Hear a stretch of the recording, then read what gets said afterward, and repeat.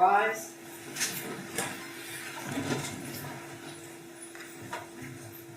Court's now in session. Your Honor, Robert W. Hodges presiding. Have a seat, everybody.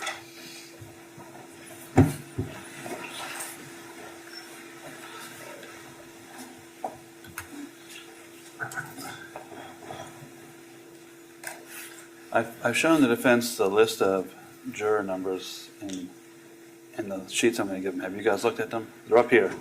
Take a look at them.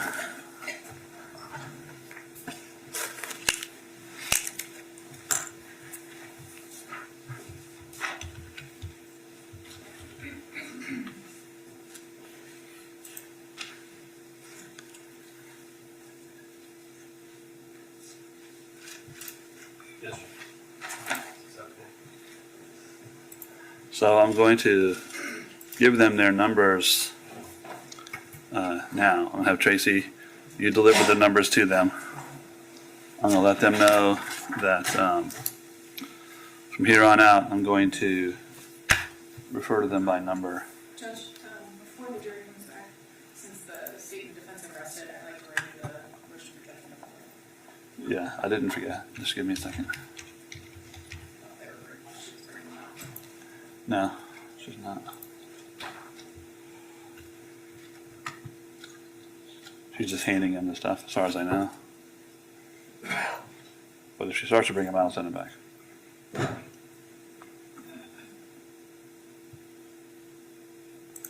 Has everyone looked at the instructions? Yes, sir. Is there any objections by anybody regarding the instructions? No, Your Honor. Okay. And by the way, we're back on the record. State of Florida versus Susan Mullins, 23 CF 2236. Is it possible I can maybe do this another time? Yeah. Okay. Yeah. Yeah, maybe like later, much later. That's okay. Thank you. 23 CF 2236. So everyone's looked at the instructions. Is that correct? Yes, sir. Yes, sir. Does the state have any objections? No, Your Honor. Any additions? No, Your Honor. Does the defense have any objections? No, sir. Any additions? No, Your Honor. Okay. So I'm going to read to them in the order that we previously said. So the last thing I read will be the justifiable use of deadly force instruction.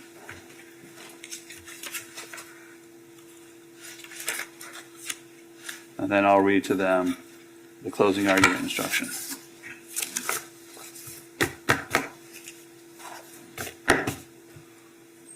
So, Mr. Buxman, you're giving the closing argument? I am, Your Honor.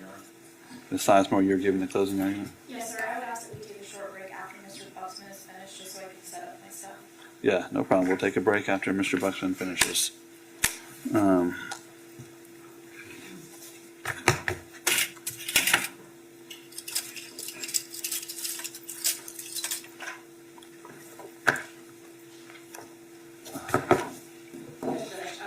the jury comes back, I'd just like to renew the motion for judgment of acquittal on the same grounds. All right, Ms. Watson, what is the argument you want to make? Judge, there's no additional argument, just the argument that I made previously. Sorry, I can't hear you. There's no additional argument, just the arguments that were previously made. Okay. I remember the arguments that were made. I reviewed the case law you submitted. I'm going to deny the motion for judgment of acquittal on the same grounds I denied it at the middle of the trial. Yes, sir. All right, thank you.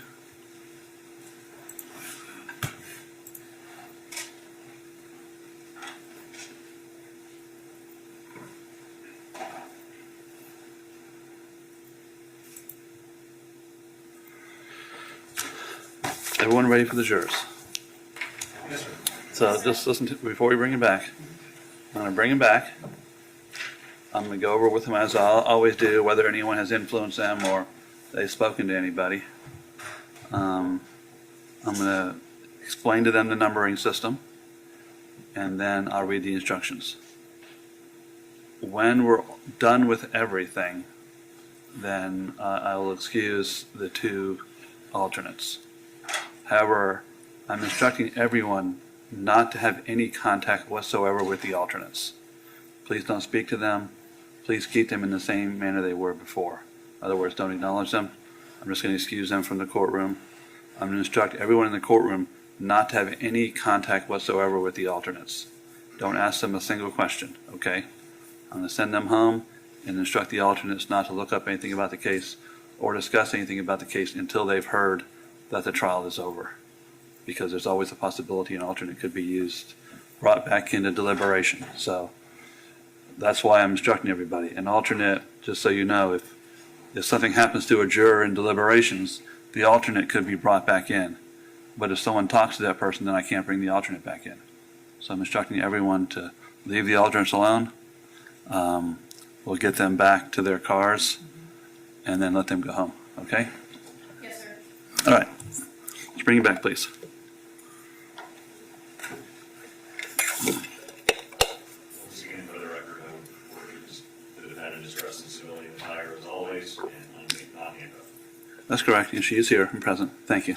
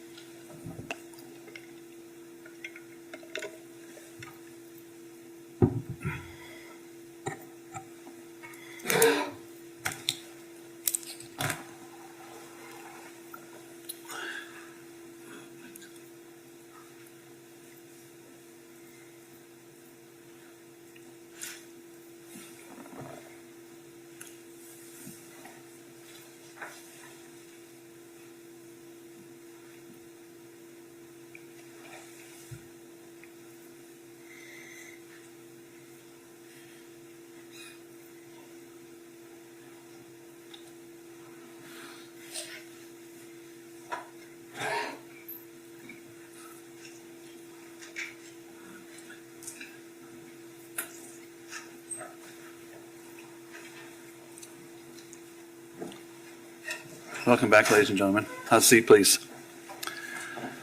As I've done before each day, I just want to ask you the same questions. By show of hands, has anyone contacted you about this case or said anything to you in your presence about this case? I see no hands. Have any of you contacted anyone else about this case or spoken about this case with other people? I see no hands. Have any of you gone online and looked up anything about this case in any sense whatsoever? I see no hands, and I appreciate it. The bailiff has given each of you a number, piece of paper with your name and number on it. That number will be used by you if jurors have questions or anything else. We're going to refer to you by number. So either keep your piece of paper or memorize your number, which shouldn't be that difficult. However, when final deliberations end, the verdict form has to be actually signed by the person. Don't sign with your number, okay? And we have a list of whose number, but otherwise you do have to sign it, okay? If you send a note to us, just use your number, all right? Listen carefully. I have your final instructions. I'm going to give you the first part of these instructions, which mainly deal with the offense and the defenses and all the elements that you need to know to understand the charges. Then they'll have their closing arguments. And the last part of the instructions really deal with how you go about your deliberations, okay? So please listen carefully.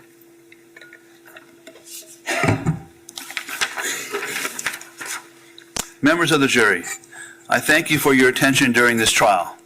Please pay attention to the instructions I am about to give you. Susan Lawrence, the defendant in this case, has been accused of the crime of manslaughter by use of a firearm. Susan Lawrence is accused of manslaughter by use of a firearm. Manslaughter is unlawful. However, a killing that was excusable or that was committed by the justifiable use of deadly force is lawful. If you find that Ajika Owens was killed by Susan Lawrence, you will then consider the circumstances surrounding the killing in deciding if the killing was manslaughter or whether the killing was excusable or resulted from justifiable use of deadly force. Justifiable homicide. The killing of a human being is justifiable homicide and lawful if necessarily done while resisting an attempt to murder or commit a felony upon the defendant, or to commit a felony in any dwelling house in which the defendant was at the time of the killing. Excusable homicide. The killing of a human being is excusable and therefore lawful under any one of the following three circumstances. 1. When the killing is committed by accident and misfortune in doing any lawful act by lawful means with usual ordinary caution and without any unlawful intent. Or 2. When the killing occurs by accident and misfortune in the heat of passion upon any sudden and sufficient provocation. Or 3. When the killing is committed by accident and misfortune resulting from a sudden combat, if a dangerous weapon is not used and the killing is not done in a cruel or unusual manner. A dangerous weapon is any object that will likely cause the death or great bodily harm if used in the ordinary and usual manner contemplated by its design and construction. An object not designed to inflict bodily harm may nonetheless be a dangerous weapon if it was used in a manner likely to cause death or great bodily harm. Great bodily harm means great as distinguished from slight, trivial, minor, moderate harm, and as such does not include mere bruises. I now instruct you on the circumstances that must be proved before Susan Lawrence may be found guilty of manslaughter. To prove the crime of manslaughter, the state must prove the following two elements beyond a reasonable doubt. 1. Audrika Owens is dead. 2. A. Susan Lawrence intentionally committed an act or acts that caused the death of Audrika Owens. Or B. The death of Audrika Owens was caused by the culpable negligence of Susan Lawrence. Every person has a duty to act reasonably towards others.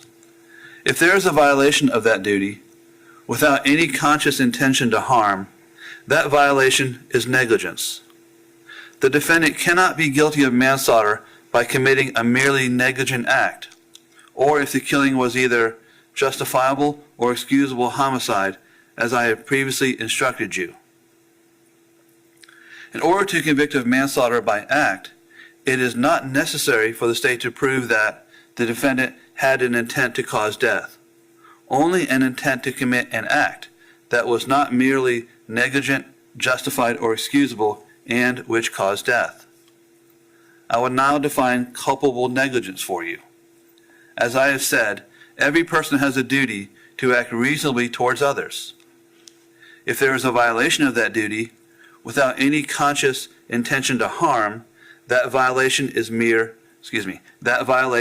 negligence. But culpable negligence is more than a failure to use ordinary care towards others. In order for negligence to be culpable, it must be gross and flagrant. Culpable negligence is a course of conduct showing reckless disregard of human life, or the safety of persons exposed to its dangerous effects, or such an entire want of care as to raise a presumption of a conscious indifference to consequences, or which shows wantonness or recklessness, or a grossly careless disregard for the safety and welfare of the public, or such an indifference to the rights of others as is the equivalent to an intentional violation of such rights. The negligent act or omission must have been committed with an utter disregard for the safety of others. Culpable negligence is consciously doing an act or following a course of conduct that the defendant must have known, or reasonably should have known, was likely to cause death or great bodily harm.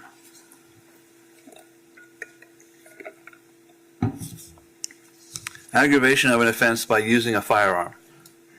If you find that Susan Lawrence committed the crime of manslaughter, and you also find beyond a reasonable doubt that during the commission of the crime she personally used a firearm, you should find her guilty of manslaughter with a firearm. A firearm is defined as any weapon, including a starter gun, which is designed to, or may readily be converted to, expel a projectile by the action of an explosive.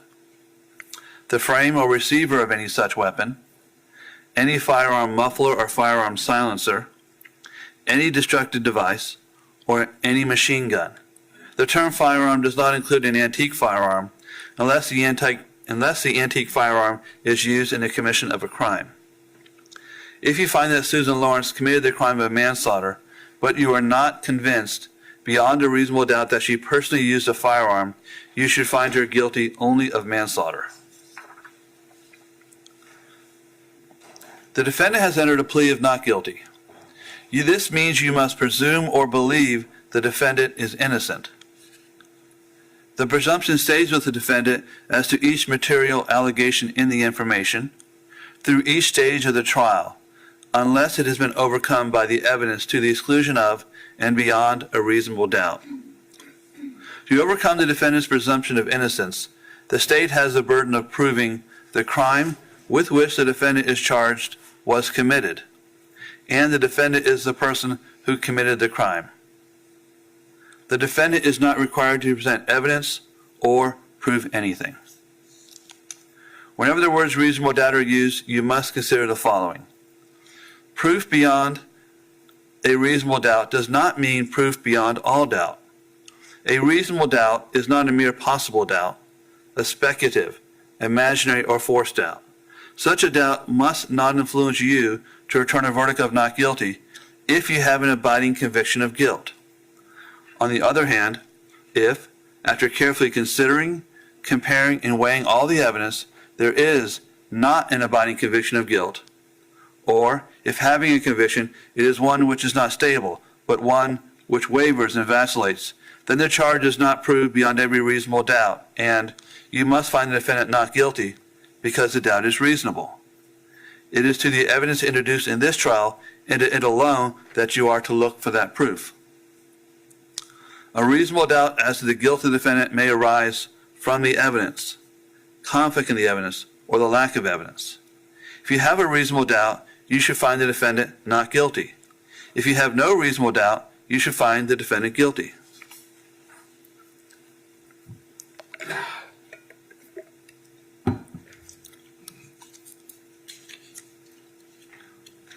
Justifiable use or threatened use of deadly force.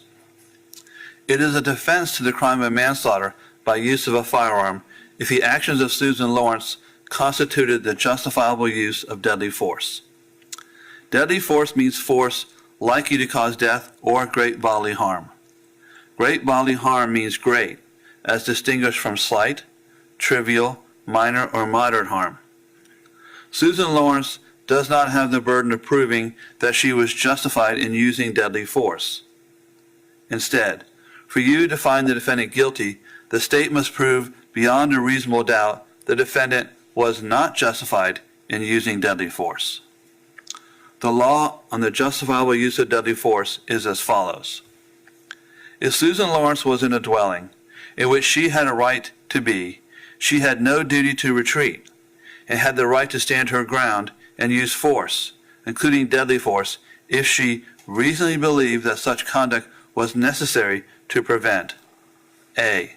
Imminent death or great bodily harm to herself, or B.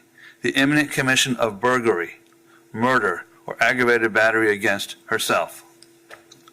The crime of murder is defined as the intentional, unlawful killing of another by an act imminently dangerous to another and demonstrative of a depraved mind without regard for human life. The crime of burglary is defined as entering a structure owned by or in the possession of another with the intent to commit a crime therein. However, the crime intended cannot be burglary or trespass. Structure means any building of any kind, either temporary or permanent, that has a roof over it, and the enclosed space of ground and outbuildings immediately surrounding that structure. The enclosure need not be continuous, as it may have an ungated opening for entering and exiting. The crime of aggravated battery is defined as intentionally touching or striking another with a deadly weapon, or intentionally or knowingly causing great bodily harm, permanent disability, or permanent disfigurement to another. In deciding whether Susan Lawrence was justified in the use of deadly force, you must consider the circumstances at the time the force was used. The danger need not have been actual. However, to justify the use of deadly force, the appearance of imminent danger must have been so real that the defendant actually believed the use of deadly force was necessary. Moreover, to justify the use of deadly force, a reasonably cautious and prudent person under the same circumstances would have believed the use of deadly force was necessary. Susan Lawrence is presumed to have held a reasonable fear of imminent peril of death or great bodily harm to herself when using defensive force that was intended or likely to cause death or great bodily harm to another if A. The person against whom the defensive force was used was in the process of unlawfully and forcibly entering or had unlawfully and forcibly entered a dwelling or residence, or if that person was attempting to remove another against that person's will from the dwelling or residence. And B. Susan Lawrence knew or had reason to believe that an unlawful and forcible entry or unlawful, And B. Susan Lawrence knew or had reason to believe that an unlawful and forcible entry or unlawful and forcible act was occurring or had occurred. A person who unlawfully and by force enters or attempts to enter another's dwelling or residence is presumed to be doing so with the intent to commit an unlawful act involving force or violence. Dwelling means a building or conveyance of any kind, including any attached porch, whether the building or conveyance is temporary or permanent, or mobile or immobile, which has a roof over it, including a tent, and is designed to be occupied by people lodging therein at night. Residence means a dwelling in which a person resides, either temporarily or permanently, or is visiting as an invited guest.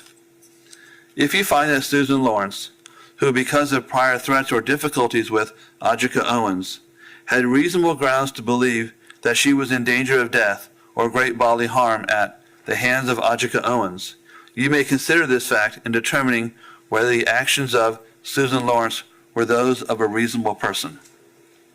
If you find that at the time of the alleged manslaughter by use of a firearm, Susan Lawrence knew that Ajika Owens had committed an act or acts of violence, you may consider that fact in determining whether Susan Lawrence reasonably believed that it...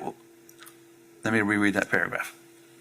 If you find at the time of the alleged manslaughter by use of a firearm, Susan Lawrence knew that Ajika Owens had committed an act or acts of violence, you may consider that fact in determining whether Susan Lawrence reasonably believed it was necessary for her to use deadly force.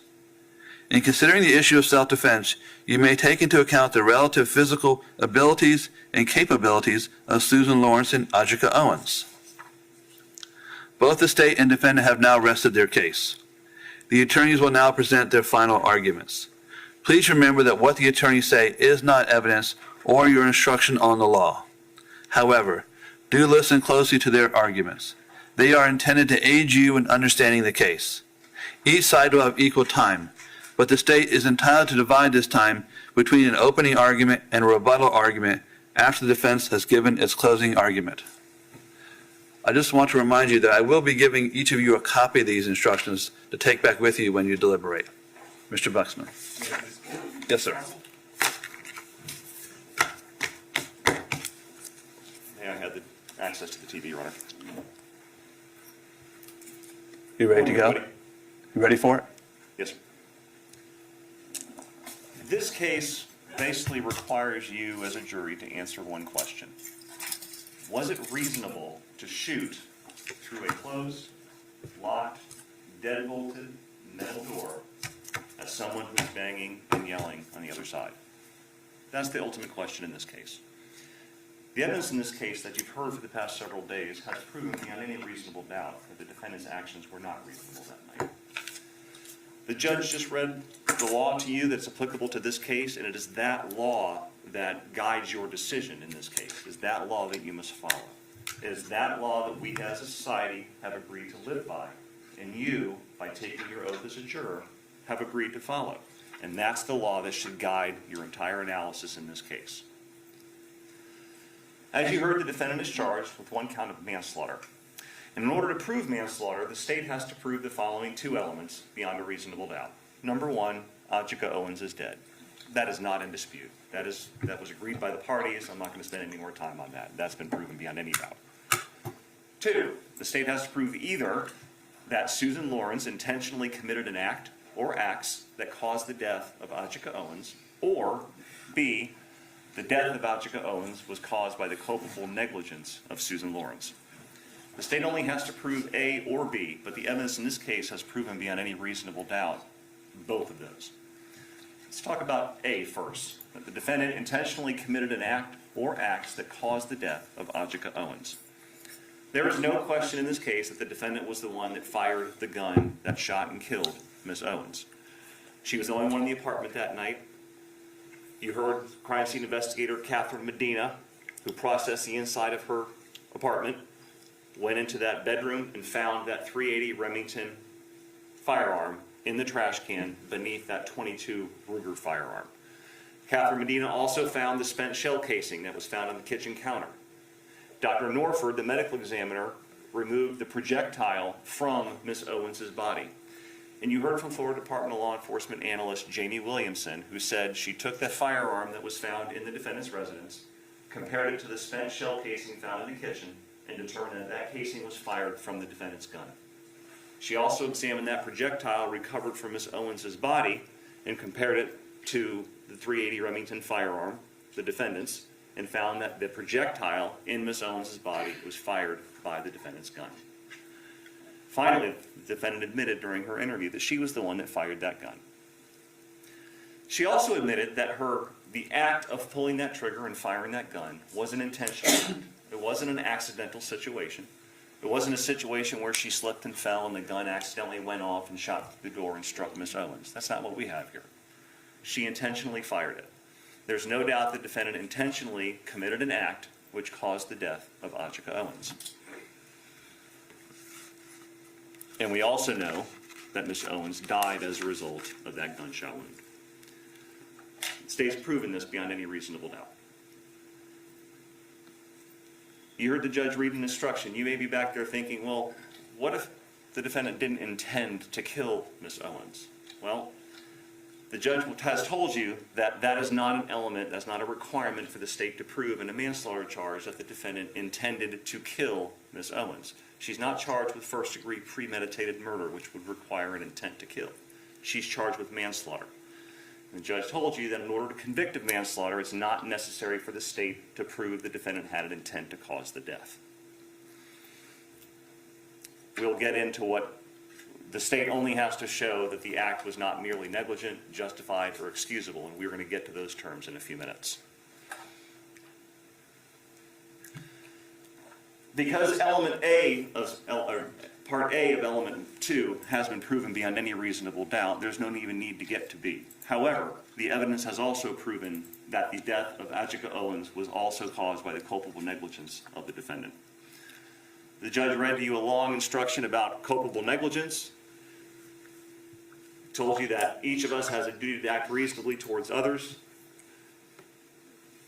In order for negligence to be culpable, it must be gross and flagrant. It has to show a reckless disregard for human life or the safety of people exposed to its dangerous effects. It has to be committed with an utter disregard for the safety of others. The evidence has proven that the defendant did act with utter disregard for the life of others. She pointed a loaded firearm towards a door, towards a person that she knew was there on the opposite side of the door, and intentionally pulled the trigger. That shows a reckless disregard for human life. It's an act which she must have known or reasonably known would cause death or serious bodily injury if that projectile struck somebody. The evidence has proven beyond any reasonable doubt that her the act of firing that gun constitutes culpable negligence. The crime of manslaughter has been proven beyond any doubt whatsoever, ladies and gentlemen. The question in this case lies with whether or not she was allowed to shoot and kill Miss Owens under these circumstances. The law says that in certain circumstances, a person cannot be held liable or responsible for shooting another person. And the first situation is if the killing was excusable. The judge read to you this instruction a few minutes ago. I'm not going to read the whole thing. But in order for a killing to be excusable, the killing in each of those three situations has to be committed by accident. And we've already discussed that this was not an accidental discharge. It's not a situation where she was playing with the gun and it accidentally went off and shot through the door, or she dropped it. This was an intentional act. So excusable homicide is not relevant in this case. Another way in which a person could not be held legally responsible for killing another is if the killing was justifiable. You heard Judge Hodges read a few minutes ago that the killing of a human being is justifiable and lawful if necessarily done while resisting an attempt to murder or commit a felony upon the defendant or commit a felony in any dwelling house in which the defendant was at the time of the killing. That is the general instruction on justifiable homicide. The judge read to you a longer, more detailed instruction, which is what I'm going to go over now.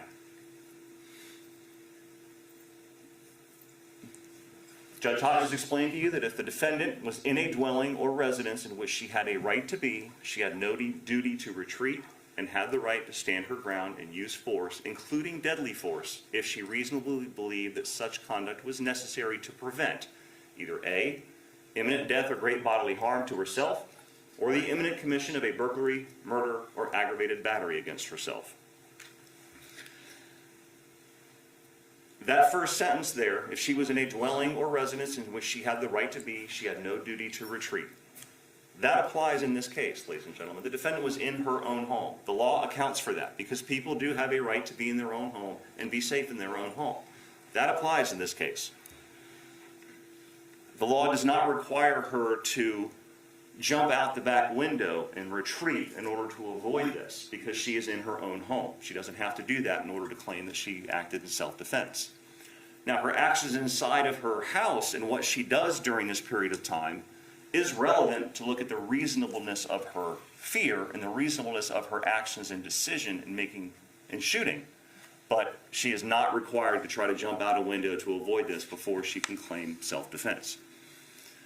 The crux of this case, ladies and gentlemen, is whether at the time she fired her gun at that closed, locked, deadbolted door, did she reasonably believe that her conduct was necessary to prevent imminent death or great bodily harm against her, or the imminent commission of burglary, murder, or aggravated battery. The instructions that the judge read to you gives you an explanation of what burglary, murder, or aggravated battery mean legally. And I'm going to go through those later on. He read them to you, so I'm not going to go over them again right now, but we're going to address those later on. The judge also explained to you that in deciding whether the defendant was justified in using deadly force in firing that gun, you have to consider the circumstances under which she was surrounded at the time she chose to fire. Judge Hodges explained to you that the danger need not have been actual. However, to justify the use of deadly force, the appearance of imminent danger must have been so real the defendant actually believed the use of deadly force was necessary. Well, what does it mean by the danger need not be actual? Well, if the bailiff here and I are getting into an argument, and I start getting heated, and I start walking towards her, and I pull out a gun, and she pulls out a gun and shoots and kills me, but my gun was a fake gun, my danger to her wasn't actual. But all the circumstances surrounding it made her think that it was. So the actual danger need not be actual. But the defendant actually had to reasonably believe that the use of deadly force was necessary to prevent an imminent harm to herself. Moreover, to justify the use of deadly force, a reasonably cautious and prudent person under the same circumstances would have believed the use of deadly force was necessary. The standard by which you review this is based on whether a reasonably cautious and prudent person under the same circumstances the defendant would have felt the danger was necessary. You take a normal, average, everyday person and ask yourself, would that normal, average, everyday person under these circumstances have believed that it was necessary to use deadly force to prevent the imminent harm to themselves or the imminent commission of a burglary, murder, or aggravated battery? I've used the word imminent many times because that's in all of these definitions, and that's very important.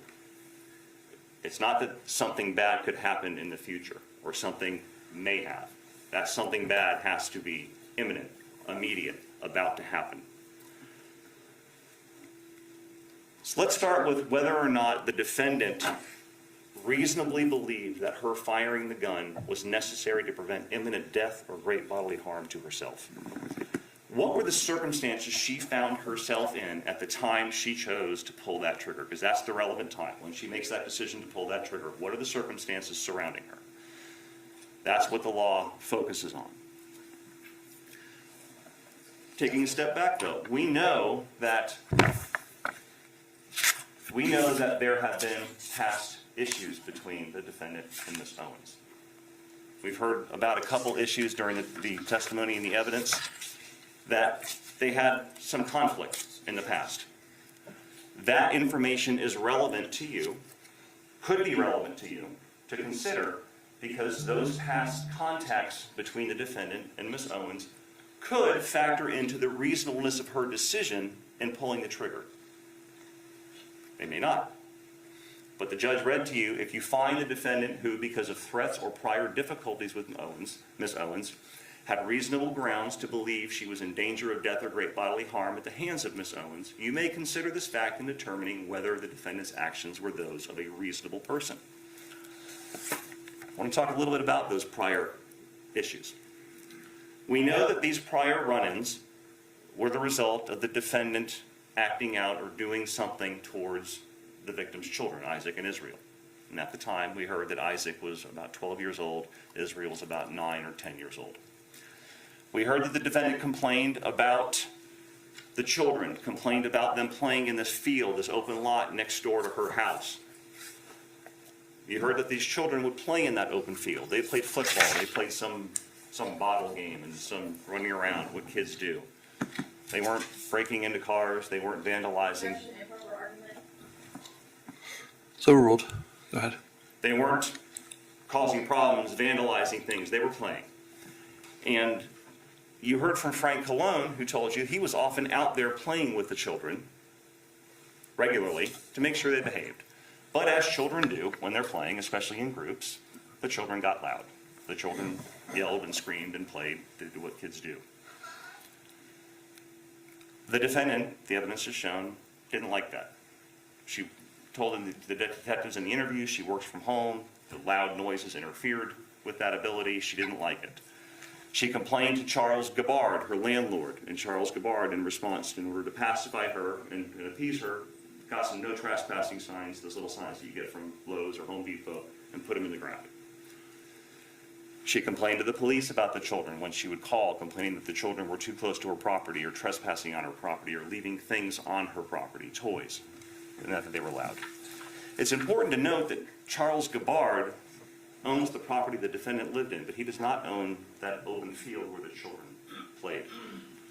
Charles Gabbard has no ability to tell those children don't play there, or tell the children to be quiet, and neither do the police. You heard on two prior occasions that there were some prior difficulties between the defendant and Ms. Owens. You heard on one occasion, which happened February 25th of 2022, about 16 months prior to the shooting, that the defendant was again upset about the children playing, being loud, doing what they were doing. And you heard from London Remy, the 13-year-old girl that testified on the first day of this trial, that Ms. Owens walked over to the defendant's area, and there was an argument between the defendant and Ms. Owens. Ms. Owens went over there to tell the defendant to stop yelling and treating her kids the way that she was. There was an argument. and Miss Owens pulled the no trespassing sign out and tossed it at the defendant as she was walking away. You heard London Remy talk to you about that. And she explained and even demonstrated how Miss Owens took the sign and tossed it as she was walking away. And that sign hit the defendant in the leg. Was that the proper way of probably handling the situation by Miss Owens? Probably not. But what's important to know is there were no punches thrown.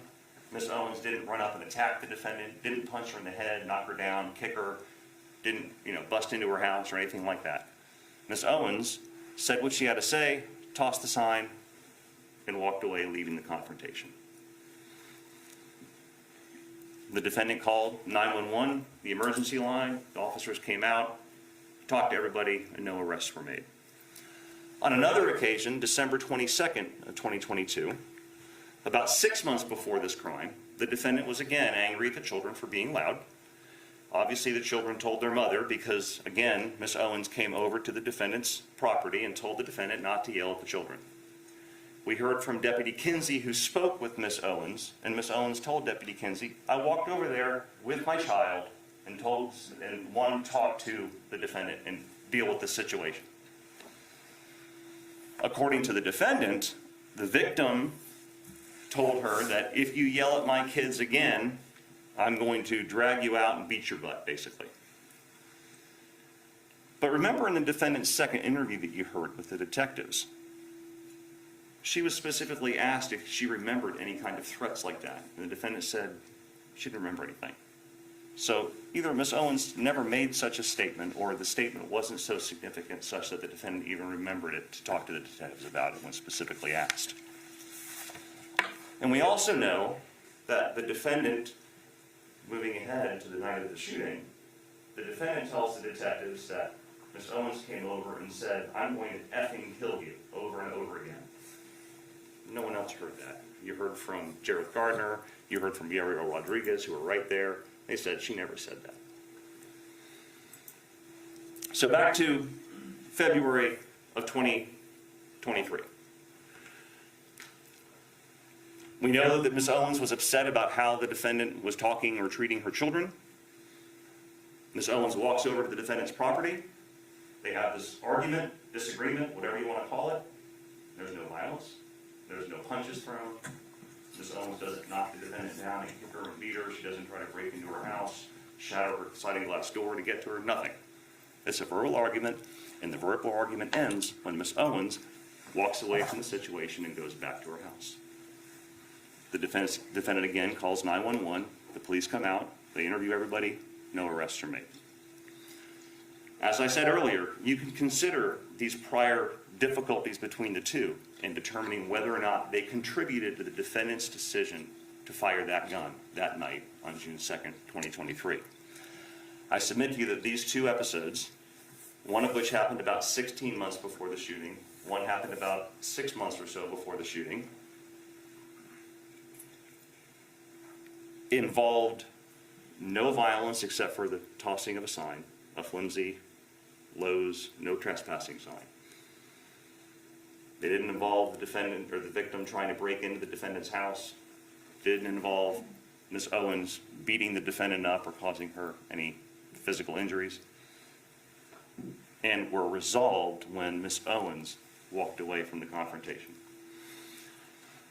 Now, it's interesting in her interview, in the defendant's interview, that she described an incident that happened about 2 months before the shooting on June 2nd, after the sign throwing incident, after the second incident that happened in December of 2022.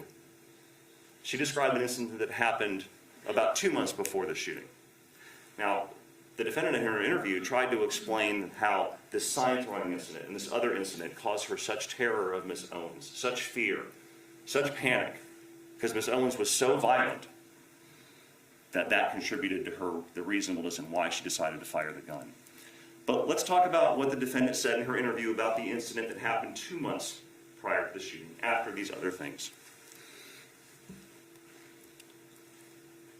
She's talking to the detectives about the sign throwing, or about this incident that happened 2 months before, and she tells the detectives, and one time she was talking to the neighbors, meaning the defendant, or meaning Miss Owens, and she said, oh, that bitch over there is crazy, you know? I'm not going, sorry, I walked over. I said, what is your problem? And she just went on a tirade.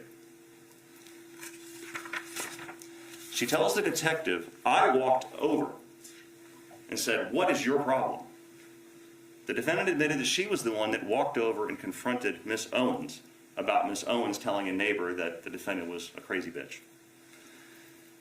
And she told the detectives further that she was actually over by Miss Owens' driveway when she confronted Miss Owens. Does that sound like the actions of someone who was so terrified because somebody tossed in a trespassing sign and someone came over and had an argument with her earlier? Does that sound like somebody who's so afraid of this woman that she's going to walk up to this woman, confront her in her own driveway? Or does that sound like someone who is angry at Miss Owens and has no problem initiating confrontation?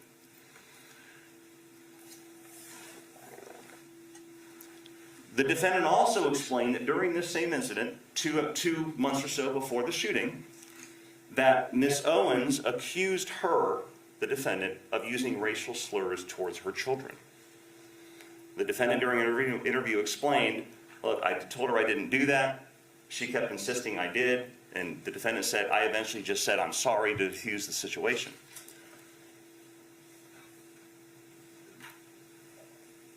There is probably nothing more infuriating to an African American woman. Objection and proper argument. So overruled. There is probably nothing more infuriating to an African American woman for someone to believe that someone used a racial slur towards her children. But what does Miss Owens do when she thinks this is what happened? She doesn't go over and attack the defendant, she doesn't go over and beat the defendant up. She doesn't go and attack Miss Lawrence, push her down, say this is what you told my children. She goes and she has an argument. And Miss Owens doesn't resort to violence. Miss Owens walks away.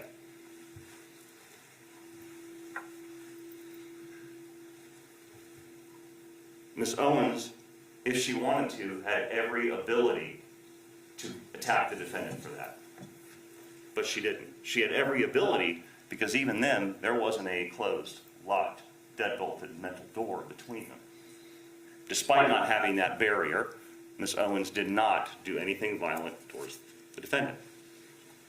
Instead, she walked away without incident. Which brings us to June 2nd, 2023, the day of the shooting.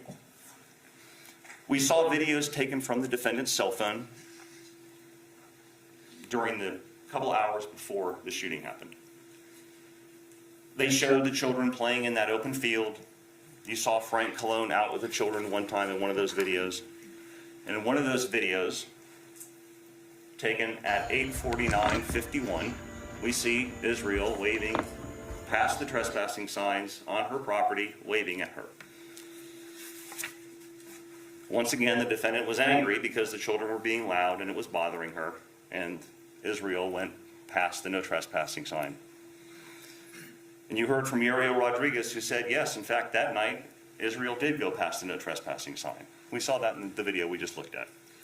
We heard from the defendant's 911 call in the interview with the detectives that there was some altercation between the defendant and Miss Owens' children. It involved a tablet, roller skates being thrown, an umbrella being shaken, something.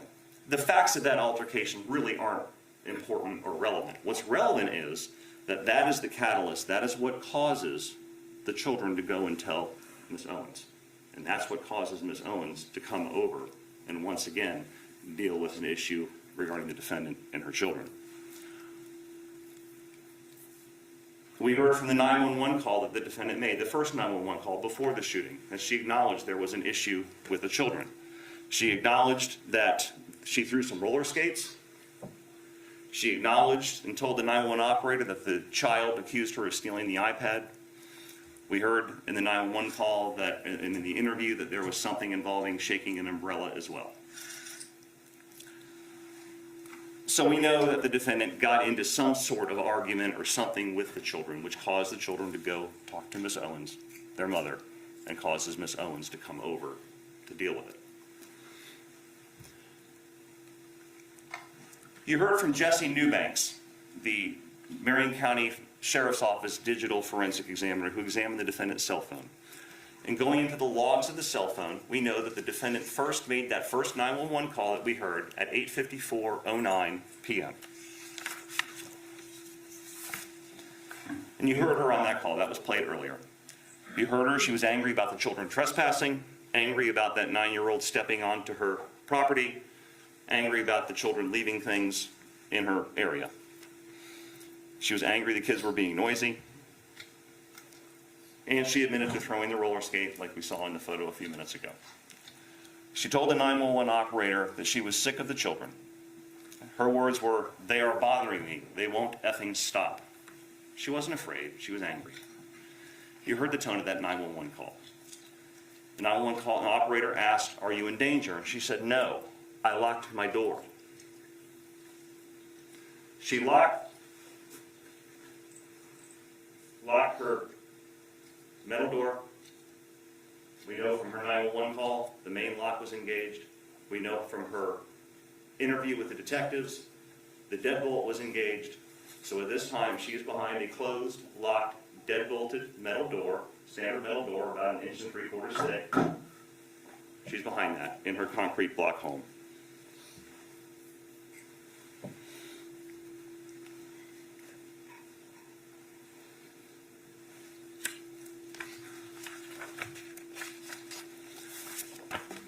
Now, let's take a pause from June 2nd. You heard some information about the door jamb having some prior damage to it. And we saw photos, the state introduced photos of that door jamb and then the prior damage. We heard from the landlord, Charles Gabbard, who said, yes, that door about a couple months earlier had some damage to it. I went and repaired it. He told you he replaced the strike plate of the lock, he replaced the strike plate for the deadbolt, he drilled those things into the door frame, and it was secure. He used some wood putty to further secure it. And the only thing that was left was some cosmetic damage that didn't affect the integrity or the stability or the durability of that door. He told you that when he left, the defendant was content with his repairs, except for the cosmetic damage, which he said, "I'm going to come back and make it look pretty." But that door was secure. There was no concern at all that that door wasn't going to hold up if someone banged on it. So we talked about the first 911 call was made at 8:54:09 p.m. And based on Jesse Newbanks' analysis, that call lasted 4 minutes and 55 seconds, which means she hung that phone up at 8:59:04. At 9:01 and 37 seconds is when the data on her phone says she picked up the phone again to call 911 after the shooting happened. So whatever happened with Ms. Owens coming to the door, banging on the door, the defendant going in to her bedroom, getting the gun, coming out, aiming at the door, shooting, and then her getting her cell phone and making a call, took 2 minutes and 33 seconds. Not the 10 minutes like she told the detectives. 2 minutes and 33 seconds. So again, the evidence has shown that before she makes the second 911 call, Ms. Owens walks from her house across the street to the defendant's house to deal with the situation involving her children. Witnesses said she walked over there with purpose. She was mad, no question. Jared Gardner told you that he heard Miss Owens say, after she's banged on the door,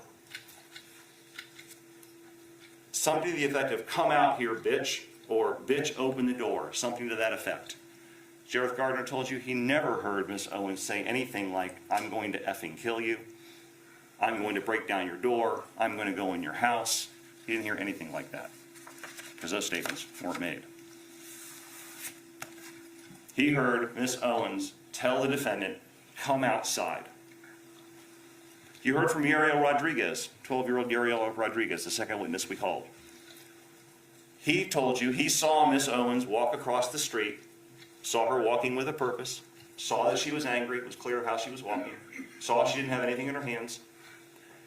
He heard Miss Owens say, "Come out." And he said she used the B word and the F word, consistent with what Jared Gardner said. So he too hears Miss Owens say, "Come out, bitch." Uriel Rodriguez said he never heard Miss Owens threaten the defendant, say, "I'm going to F and kill you, I'm going to bust in your house," anything like that. It was "come out." Ms. Owens made it clear to the defendant that she wanted the defendant to come out and deal with this situation. If Ms. Owens wanted to get into that house, all she had to do was take something from the patio, that little Santa thing that was sitting there, throw it through the sliding glass door, shatter the door, and get in there. She didn't do any of that, because her goal was not to get in the house. It was to get the defendant to come out and deal with the situation with her children. Even in the defendant's interview with the detectives, she was asked what was the first thing that came out of Ms. Owens' mouth. And the defendant said, Ms. Owens first said, "I want to speak to you because you're talking to my sons. I don't like the way you're talking to my sons." First thing out of her mouth deals with her sons. First thing out of her mouth is not, "I'm going to bust in your house and I'm going to kill you." It's, "I want to talk to you about my sons," just like the last times. You heard from Yvonne Costa, who's the neighbor, had the joining wall to the defendant's apartment. She told you that she heard arguing, loud arguing, and then she heard a door slam. Clearly, this was the defendant slamming her door after she was arguing with the children, because Yvonne Costa said a few minutes later is when she hears the pounding. And the pounding was loud. There's no doubt about that. It was loud enough to shake the wall between the two of them that they share, and maybe even rattle a mirror. It was loud. But it wasn't banging hard enough to damage the door. There's no dents. There's no major problems with the door. No damage to the doorknob as if someone was trying to beat on it and break the doorknob off to get in there. She was banging hard like law enforcement officers do when they come to a door and say, "Marion County Sheriff's Office." And in fact, the defendant actually told the detectives she initially thought it might be the law enforcement coming. Why? Because she just called them and knew they were coming. She knew they were coming before she fired the shot. Everyone then, after the banging, hears the shot. You heard the interviews the defendant gave and the 911 calls. The defendant never said that Miss Owens was rattling her doorknob, shaking the doorknob as if she was trying to get in. She was specifically asked during the second interview, did she ever try to open that sliding glass door or open the door handle or anything like that, or was it just pounding? The defendant's answer was, "I just remember her pounding and pounding." You also heard in the interview that the defendant gave that the sliding glass door was further secured by a wooden stick in the track, so the door couldn't be opened. It was locked, the door couldn't be opened because of that wooden stick. The defendant never told the detectives during the interviews that Ms. Owens was trying to open that sliding glass door, that she was banging or jiggling on the doorknob trying to get in. Never told them that she was trying to break her window or anything like that.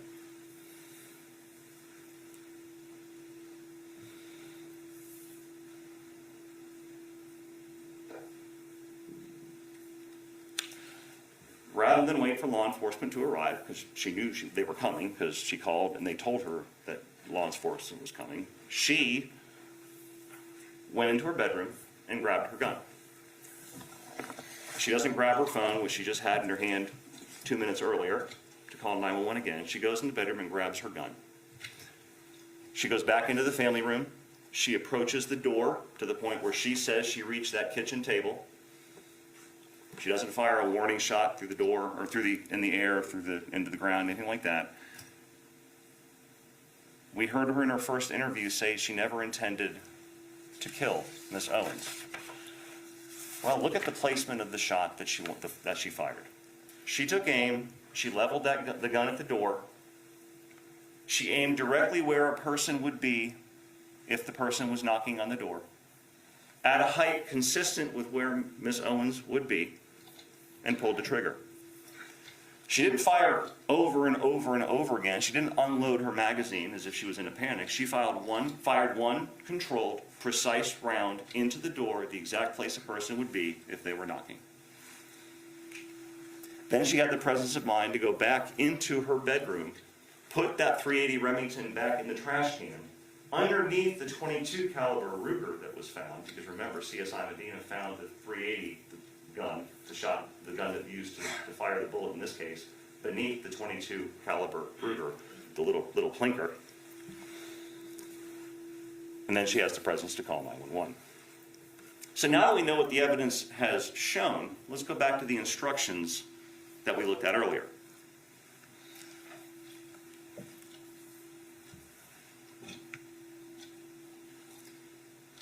The circumstances that she found herself in when she fired that round were that she was angry at Miss Owens' children, such that she called 911 on the children. That an angry mother was banging on her door, yelling at her to come outside. That she is behind a closed, locked, deadbolted metal door, and she knows law enforcement is on the way. She goes into her bedroom, she grabs her gun, walks back to the living room, walks towards the door, fires one precise round in the exact location where a person would be. Those are the circumstances by which she was surrounded when she made that decision to pull the trigger, at the time she decided to use deadly force. There was no imminent danger whatsoever when she fired that gun. Miss Owens had not broken down the door. She hadn't gained access to her house. She hadn't shattered the sliding glass door to get in.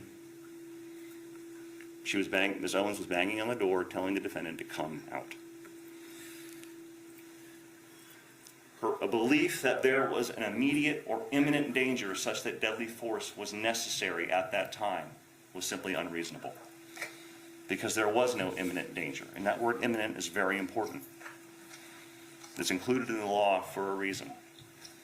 In order for the defendant to be allowed to use deadly force, that threat to her life must be imminent. It had to be ready to happen. It had to be staring her in the face, such as she had to act at that moment to protect her life.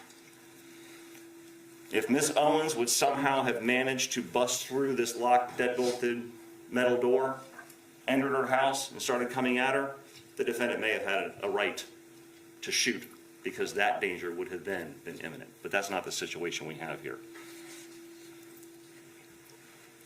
We talked about Part A, imminent death or great bodily harm to herself.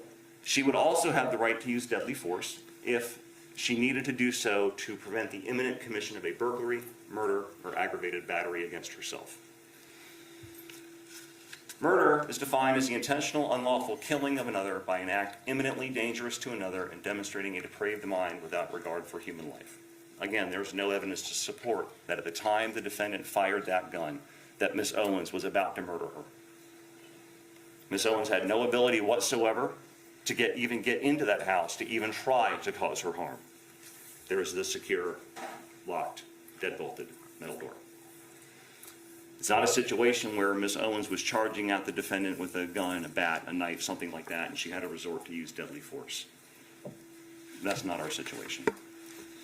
Similarly, the crime of aggravated battery is an intentionally touching or striking another with a deadly weapon, or intentionally or knowingly causing great bodily harm, permanent disability, or permanent disfigurement. Just like the previous explanation, Miss Owens, at the time she was shot, had no ability whatsoever to even get into that house. It also is interesting to know that at no time during the interview does she claim to think that Miss Owens had any kind of a weapon. There's no evidence to support that Miss Owens was in the process of committing an aggravated battery or about to cause her imminent, immediate harm when she fired that gun. Let's talk about burglary. The defendant would be allowed to use deadly force to prevent the imminent commission of a burglary upon herself. Well, what is burglary? Burglary is entering a structure owned by or in the possession of another with the intent to commit a crime therein. And the crime can't be burglary or trespass. The judge also read to you the definition of structure. It means any building of any kind, temporary or permanent, that has a roof over its head and the enclosed space of ground and outbuildings immediately surrounding the structure. The enclosure need not be continuous, as it may have an ungated opening for entering and exiting. Based on the law, there is no doubt the inside of the defendant's house is a structure. This is a situation where Ms. Owens is standing on the other side of the door, yelling at the defendant to come outside. There's no evidence whatsoever that Ms. Owens was trying to enter her residence. She's not jiggling the doorknob. She's not, shattering the sliding glass door or anything like that. There's no evidence that Ms. Owens said anything to indicate she was going to bust into her house. No evidence that Ms. Owens was committing a burglary of getting into her house or trying to get into her house. Also included, though, in the definition of structure, includes the enclosed space of ground and outbuildings immediately surrounding that structure. That would include the defendant's porch area. The evidence has shown that Ms. Owens walked onto her porch area, the defendant's porch area, to bang on that door. So Ms. Owens did enter that portion of the structure, that porch area. But what's important about burglary is that second sentence up there in the first paragraph. Or the first sentence, I'm sorry. In order for something to be a burglary, the person would have to enter the structure with the intent to commit a crime. That's why the mailman or the Amazon delivery guy can come onto the porch and drop off a package and not be charged with burglary, because there's no intent to commit a crime. Also important is the crime that is intended to be committed cannot be burglary. Obviously, you can't use the charged crime with the intended crime to be the same, and it also can't be trespass. The crime has to be something other than Ms. Owens walking onto that porch, by the law that we all have agreed to live by. That crime that intended to be committed to be a burglary could be theft, could be vandalism, could be some violent crime towards a person, but it cannot be simply walking onto that porch. So if you're thinking, well, Ms. Owens walked onto the porch, therefore she intended to commit a trespass, therefore it's a burglary, therefore the defendant has the right to shoot, that would be legally incorrect. And that would be a miscarriage of justice. It's legally insufficient for that to constitute a burglary. In order for the defendant to have the right to shoot Ms. Owens, there has to be it has to be done to prevent the imminent, immediate, about to happen commission of a burglary. And that burglary would have to be that Ms. Owens came on the property with the intent to commit some crime. Ms. Owens came onto the property to have the defendant come out to discuss this issue. It's not a crime to bang on somebody's door. It's not a crime to yell. There is no evidence that she came over there with any other intent but to get the defendant to come out and talk.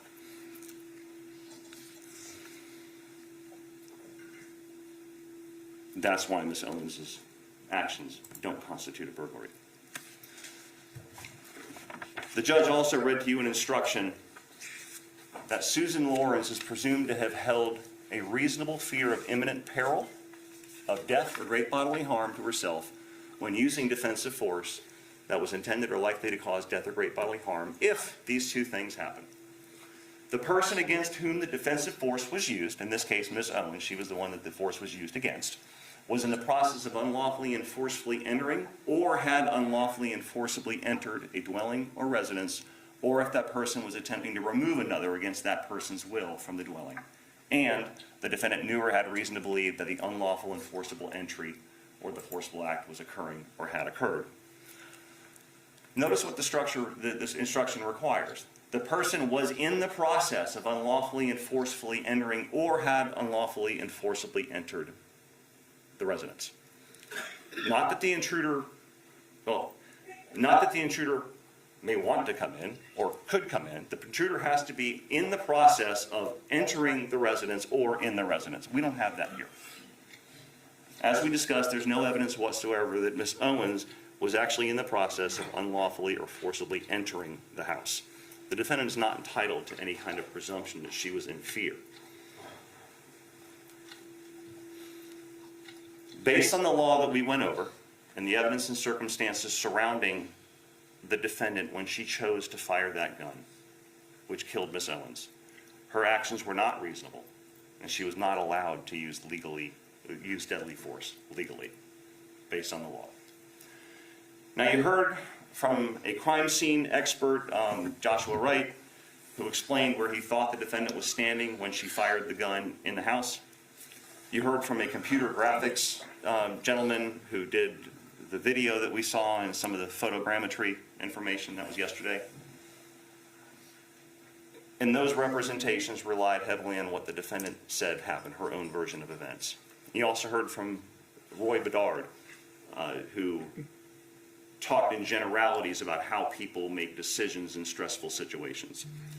Ladies and gentlemen, none of that testimony sheds any light on the reasonableness of the defendant's decision or the imminence of the threat that she perceived.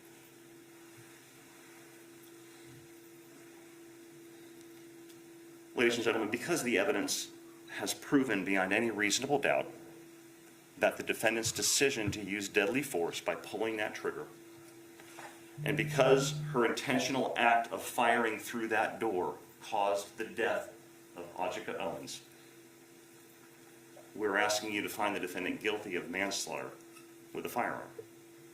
Thank you. Ladies and gentlemen, we're going to take a short break, about 10 minutes, and then we'll come back and hear the defense closing argument.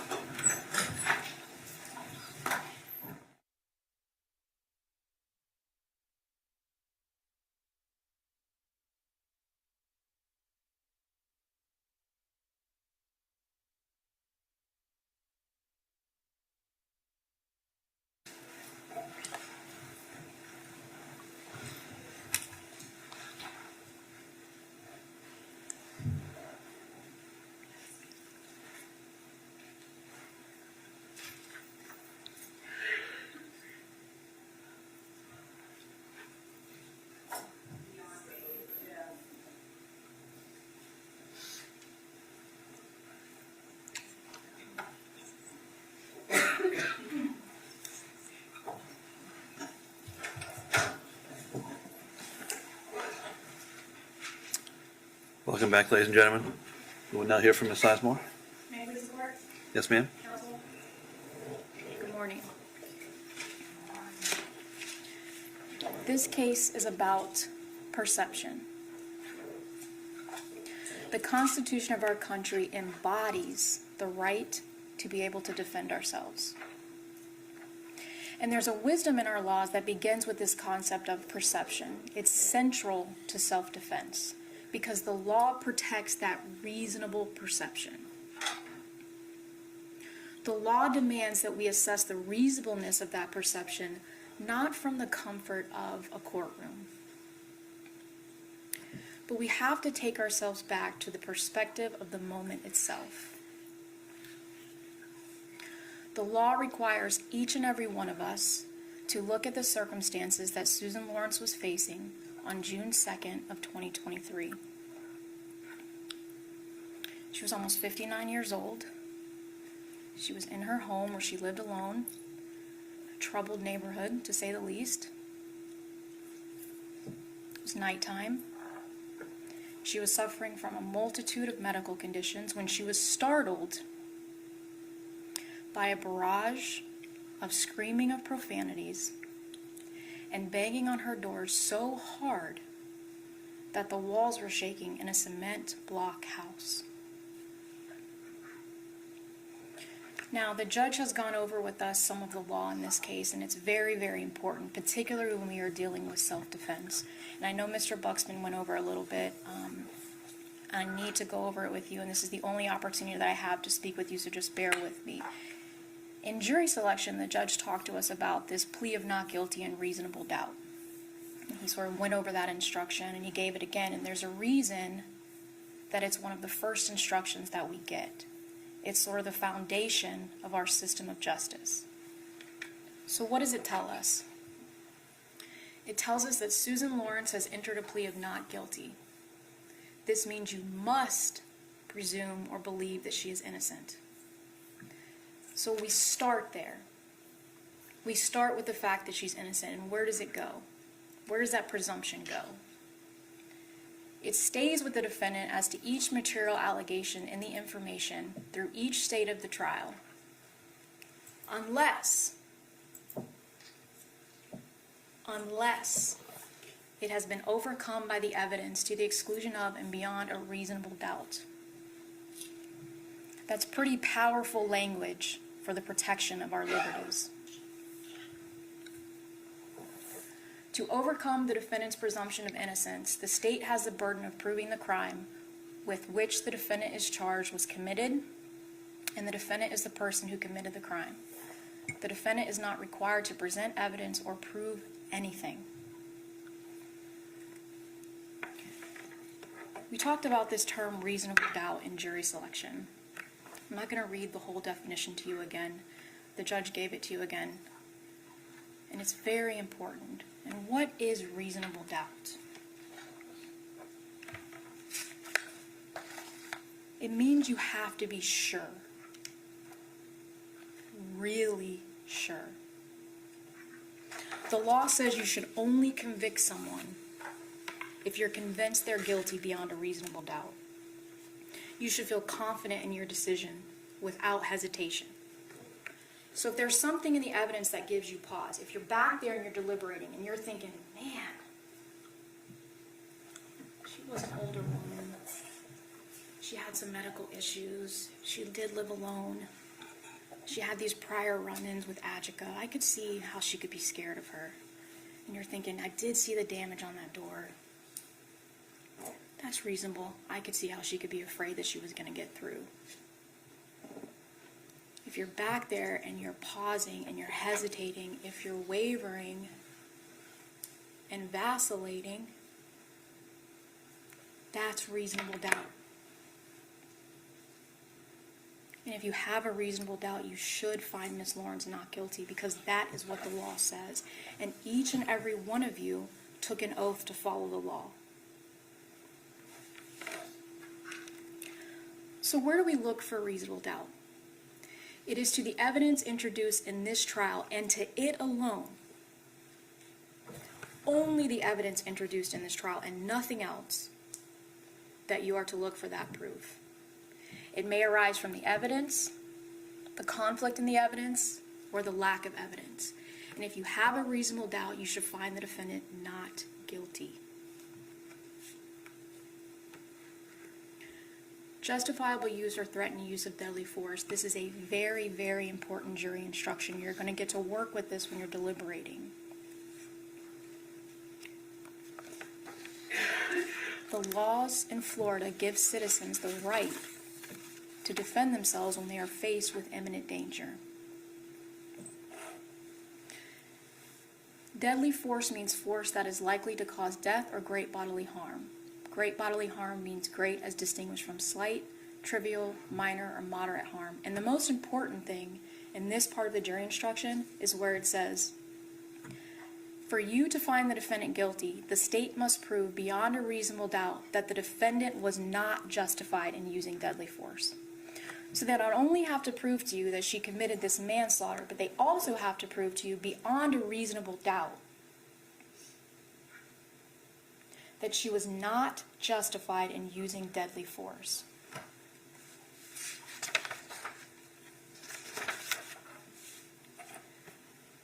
Now, Mr. Buxman went over this, Judge Hodges read this to us, and there's a couple important parts of this jury instruction that we need to focus on. And one is, if Susan Lawrence was in a dwelling in which she had a right to be, she had no duty to retreat. If you remember during the trial, Mr. Smith had asked some of the witnesses, did Susan shoot from way back there by her bedroom? Did she shoot from behind that countertop or behind that kitchen? It doesn't matter, because she has no duty to retreat, and she can stand her ground when she is in her dwelling if she is faced with imminent danger. Another important part of this is if she reasonably believed. We do not judge Susan Lawrence with what we in this courtroom have experienced in life. It's not what I would do, or Mr. Buxman or Mr. Smith would do in that circumstance. It's what Susan Lawrence reasonably believed was necessary to prevent. That's a very important word, prevent. The law does not say that you have to wait to get punched or attacked before you can do something. That's not what it says. You can use deadly force to prevent someone from coming into your home and hurting you or attacking you. Because members of the jury, if someone who is on the outside of your door that is banging and pounding so hard wants to get in that house and they do, it is too late. There are way too many variables if someone actually gets inside. Your gun could jam. You could get rushed. You could fall, especially if you have medical conditions. So the law accounts for that. You can do what you need to do to prevent that from happening.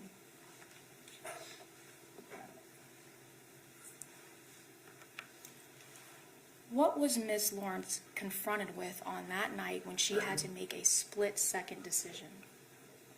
We heard from Dr. Roy Bedard. He's a world-renowned use of force expert, trains law enforcement officers all over the country, and he talked to us about how someone reacts under stressful situations, these high-stakes decision-making, and he told us that when there's high consequences, you don't really know if the person on the other side of the door or the person that's confronting you is armed.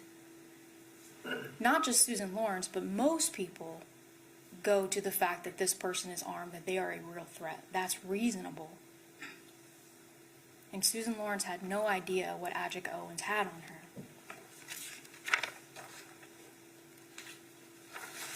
He told us that biologically, what happens in your brain and you're stressed, and you have these high anxiety situations, and it's releasing all of these things, your adrenal glands, and it's a high stress situation. And people have to make life or death split-second decisions when they're going through these things. He told us how a person perceives time differently. That something that was a second may have actually been a minute. And he told us that if someone's older, or if they have prior negative dealings with somebody, all of those things can affect their decision making. It's very difficult for someone to judge what is going to come next. And the law says that Susan Lawrence can defend herself to prevent the imminent commission of burglary, murder, or aggravated battery against herself. So this sort of lays out the definition of those things, and I'm not going to read it all again. But there's an important thing that I want to point out about the crime of aggravated battery. It's defined as intentionally touching or striking another with a deadly weapon, or intentionally or knowingly causing great bodily harm, permanent disability, or permanent disfigurement to another. We heard from Dr. Norford, the medical examiner in this case. And on cross-examination, she told us, yeah, I mean, if somebody is hit or kicked or punched, and that person is older, and they have medical conditions, that could cause great bodily harm to them. So if Adjika Owens gets through that door and just punches or kicks or hurts Susan Lawrence, that could cause her great bodily harm.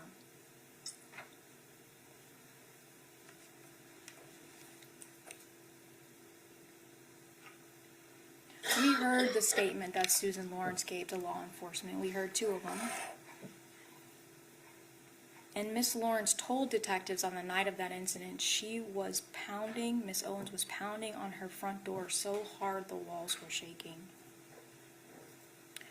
She told detectives that Miss Owens was screaming at the top of her lungs and that Susan told her, "You're trespassing, you need to leave." Susan Lawrence told detectives, "I really thought she was going to break my door down. I really thought that. I saw the door moving in, and I really believed that. I honest to God believe that." That is what she said. She reasonably believed that. We heard Susan tell the detectives, "I heard Miss Owens say, 'I'm going to fucking kill you.'" She heard that. Miss Lawrence told them, "I heard the door crack. And when I heard that door crack, I fired." We heard from Joshua Wright, the ballistics expert, and he sort of worked in conjunction with Toby Terpstra, and they created this 3D visualization that you saw. And what's important about Mr. Wright's testimony is that it's consistent with what Susan Lawrence told detectives. I was standing back near the table. There's no evidence that she moved this shell casing or did anything like that. It's consistent with what she told them.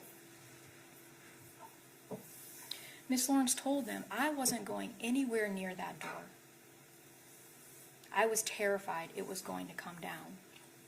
And he told us, yeah, it's pretty likely that Susan was standing by her table when she fired the gun.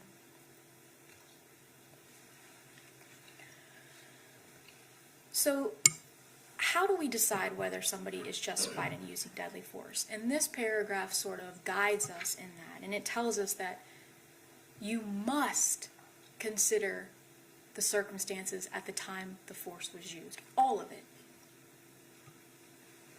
The fact that she's in her home, she's alone, it's nighttime, her knowledge of Adjika Owens and her past interactions with her, the noise level with the pounding and the screaming of the profanities, the problems that Susan Lawrence was having physically, all of it. You have to take into account those circumstances. It's what she would reasonably do. The beauty of the law is that it does not punish individuals that reasonably perceive that danger. Now let's talk more about that danger, because the law goes one step further and it tells us that the appearance of imminent danger must have been so real that the defendant actually believed the use of deadly force was necessary. And we know that it was real to her because we heard her in her statements to detectives. I really thought I heard that crack and she was coming through that door. She just believed that. And if she believes that and she perceives a danger, and that danger is reasonable in her shoes, she can defend herself. She does not have to wait.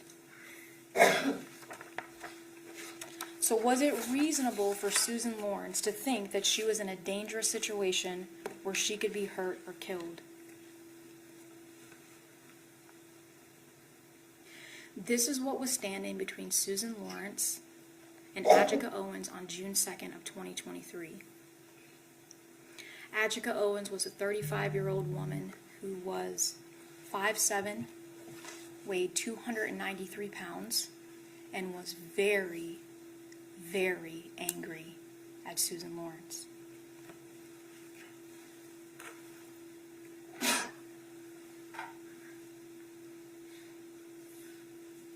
A door frame that was broken and barely hanging on.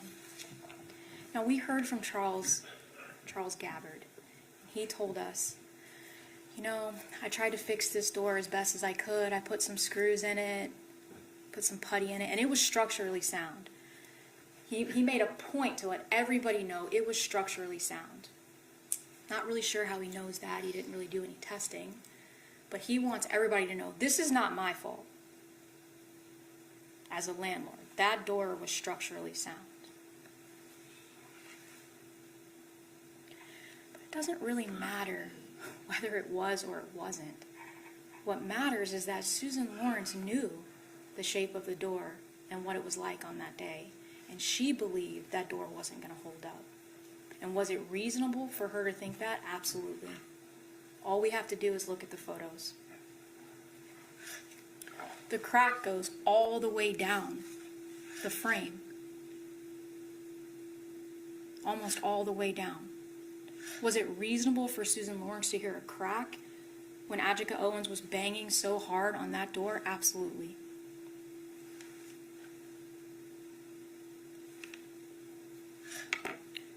Miss Owens was a woman who ignored not one, see the no trespassing sign on the window, not two, but three no trespassing signs. 3.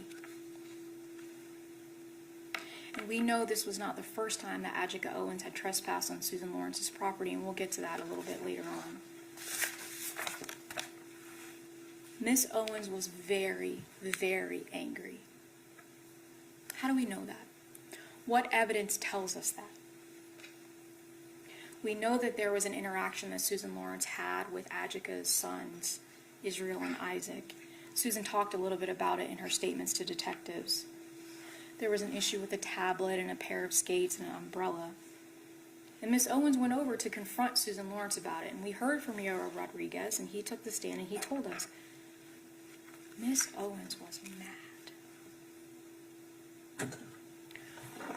Yariel Rodriguez told us Miss Owens' tone was a loud and a mad one. He told us Miss Owens was screaming and using words like bitch and fuck.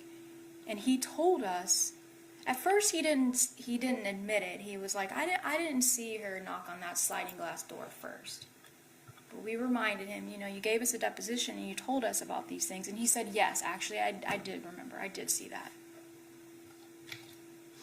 So she went straight to this sliding glass door and she started pounding as hard as she could. And we heard from Jareth Gardner. And he told us that he was over by the basketball hoops, and when Isaac and Israel came up to him and told him something that had happened at Susan's house, and he told us one of the kids said, go get AJ.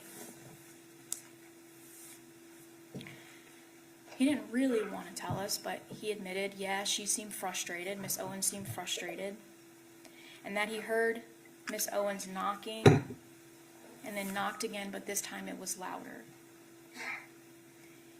He told us that he heard Miss Owens say, bitch, open the door.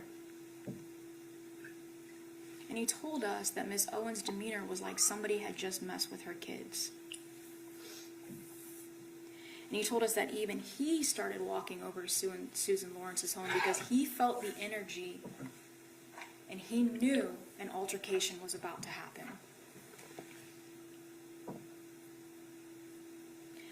This was not a woman that was coming over to have a nice chat with Susan Lawrence about what had happened with her children. We cannot ignore the realities of what happened that night. The state may compare this to someone just coming on to the little, come on Susan, I want to talk to you about what happened with my kids. That is just not what happened. Miss Owens was screaming so loudly that Rosalie Smith, a neighbor that lives a football field away, heard her. She said it was so loud. So if you can imagine how loud it was for Rosalie Smith, who was a football field away, imagine what that felt like for Susan Lawrence, who was right on the other side of that door, with that broken door frame.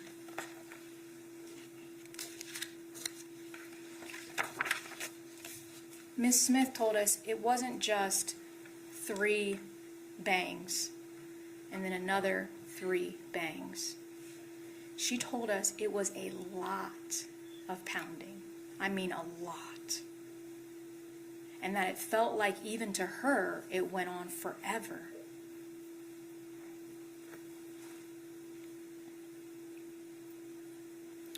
Yariel Rodriguez told us Miss Owens was banging on the door hard, and she was banging with her fist. I mean, he told us this is what I saw, and that she was banging in the middle of the door.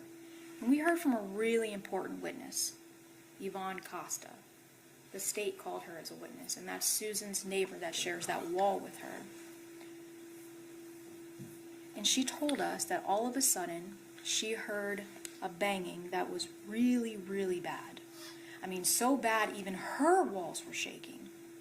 So bad that she was scared. So it's not just Susan Lawrence saying, man, that banging was so loud, I was scared. Her neighbor says, I was terrified. That's how hard it was.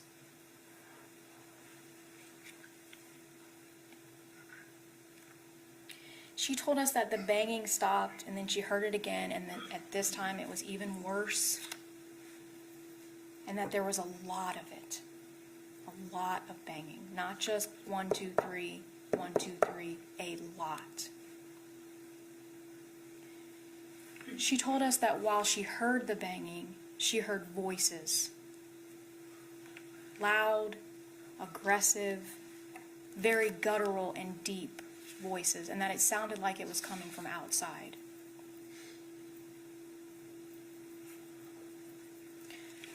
Miss Owens was angry, and if she got through that door, and Susan Lawrence thought that she was going to because she saw it moving in and she heard that crack, she was in fear for her life.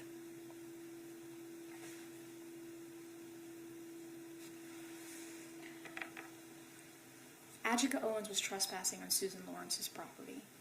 And Susan Lawrence was in her home where she had a right to be, and she had no duty to retreat. She had a right to stand her ground and defend herself because she was reasonably afraid. Now, the state may say, well, Susan Lawrence's fear, that wasn't reasonable because Adjika Owens never got through that door. She didn't go over to Susan Lawrence's house to harm her that night. She just merely wanted to go onto her porch and talk to her. They may say, well, did she trespass? Maybe. But she never intended to harm her. But the law on self-defense accounts for situations just like this. Situations where someone unlawfully and forcefully comes onto someone else's property. The law tells us, hey, there are certain circumstances where if certain things happen, you can presume that someone has a reasonable fear. If certain things happen, you can presume that the person was going over there to cause harm. And these next two slides, they deal with that portion of the law.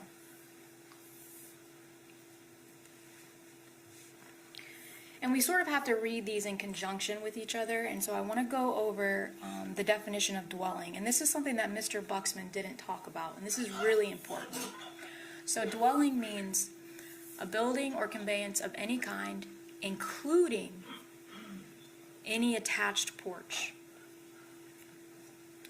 Whether the building or conveyance is temporary or permanent, or mobile or immobile, which has a roof over it, including a tent, and is designed to be occupied by people lodging therein at night. So remember that includes any attached porch.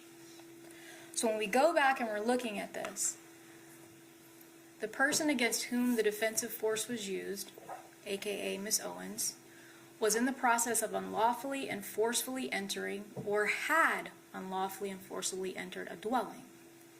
So a dwelling includes an attached porch. So did Miss Owens unlawfully and forcefully step onto that porch? Absolutely. Not the door. We don't have to wait for her to get inside the actual house. The patio is part of the house. The law tells us that. So did she unlawfully go there? Absolutely, she was trespassing. Did she forcefully go onto the porch? Absolutely. How do we know that?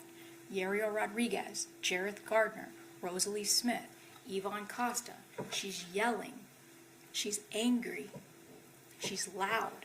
She's banging. That's forcefully. That's what makes this different from someone like an Amazon driver coming to deliver a package. Miss Owens forcefully went on that attached porch, and that's the dwelling. And if that's the case, we have to presume that Susan Lawrence had a reasonable fear, because the law tells us that we have to.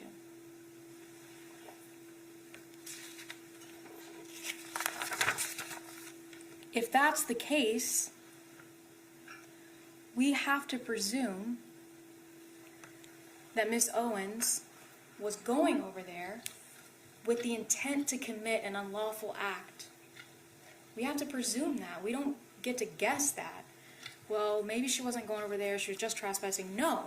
The law says if she unlawfully and forcefully entered that attached porch, we have to presume she was going over there with the intent to do harm to Susan Lawrence.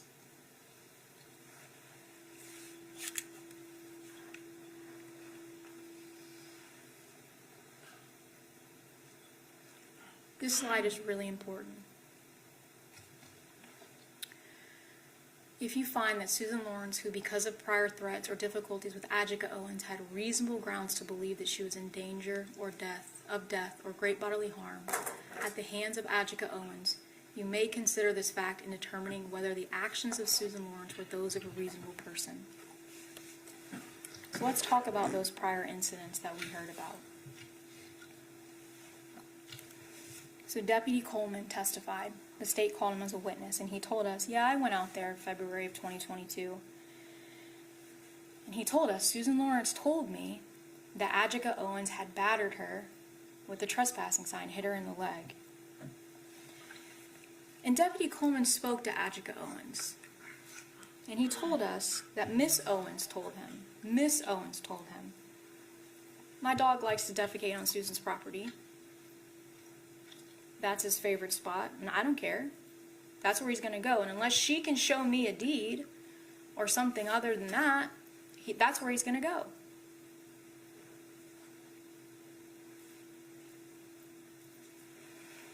Deputy Coleman talked to Miss Owens about this interaction that she had with Susan Lawrence.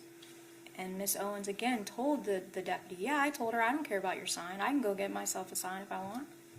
I don't care about it. And she admitted to Deputy Coleman, yeah, I threw the sign.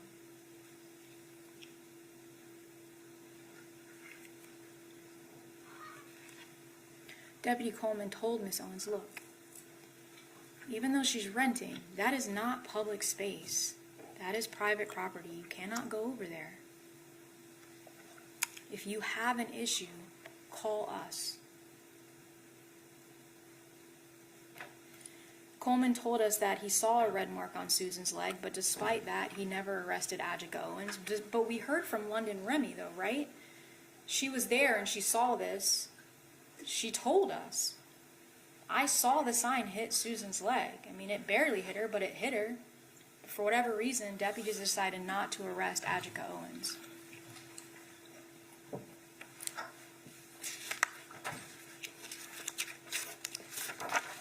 Deputy Coleman told us that Susan Lawrence had taken a photograph of Adjika Owens when they were having this confrontation. And this was entered into evidence, and it was stipulated too that this is the photo that Susan Lawrence took of Adjika Owens on February of 2022.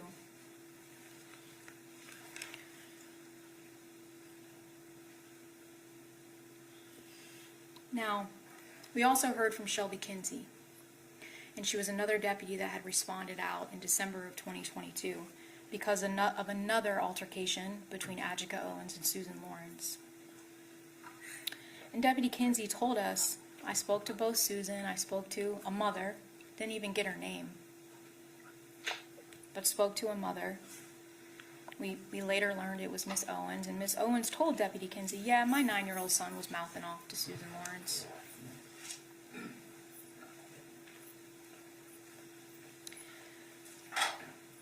Miss Lawrence had told Deputy Kinsey that Miss Owens came to her house, knocked on her door, and said, if you treat my son like this again, I'm going to rip your ass out of your house and beat you up.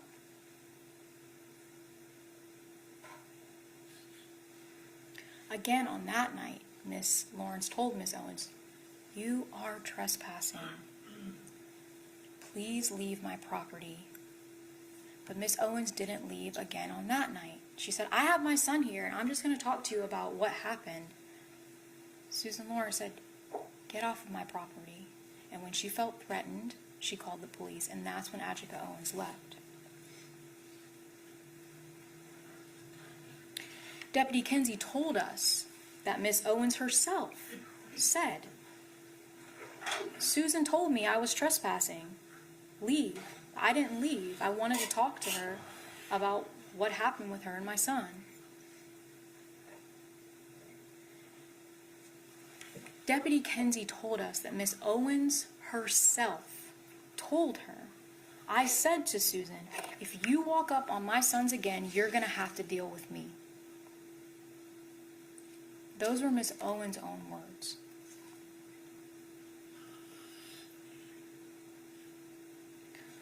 Once again, Miss Owens wasn't arrested, and Deputy Kinsey told her, you can't go over there. If you have an issue, call us. In her statement, Susan had told detectives about another time that Miss Owens had followed her a couple months before this incident, where she was like a foot behind her and she was following her almost all the way into her house. And that's the reason why Susan Lawrence had all these no trespassing signs up, members of the jury. She just didn't want people on her property.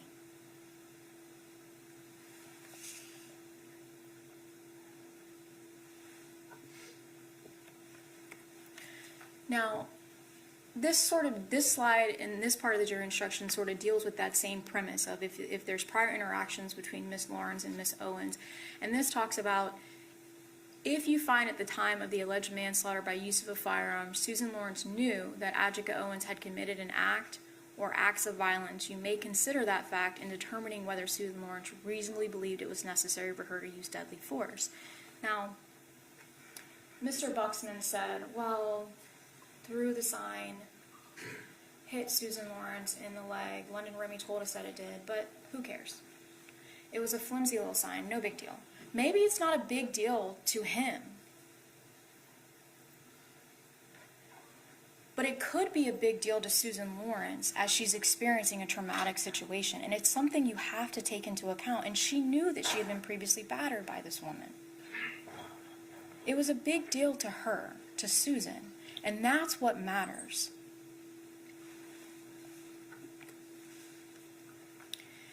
In considering the issue of self-defense, you may take into account the relative physical abilities and capacities of Susan Lawrence and Adjika Owens.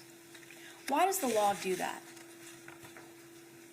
Because it recognizes that a 35-year-old, 293-pound woman is much more dangerous if she gets her hands on a 58-year-old woman with the physical problems that Susan Lawrence had on June 2nd of 2023. Adjika Owens has much more capabilities, and Ms. Lawrence's medical records are in evidence, and you can take your time when you're deliberating and you can go through them and look at all of those things.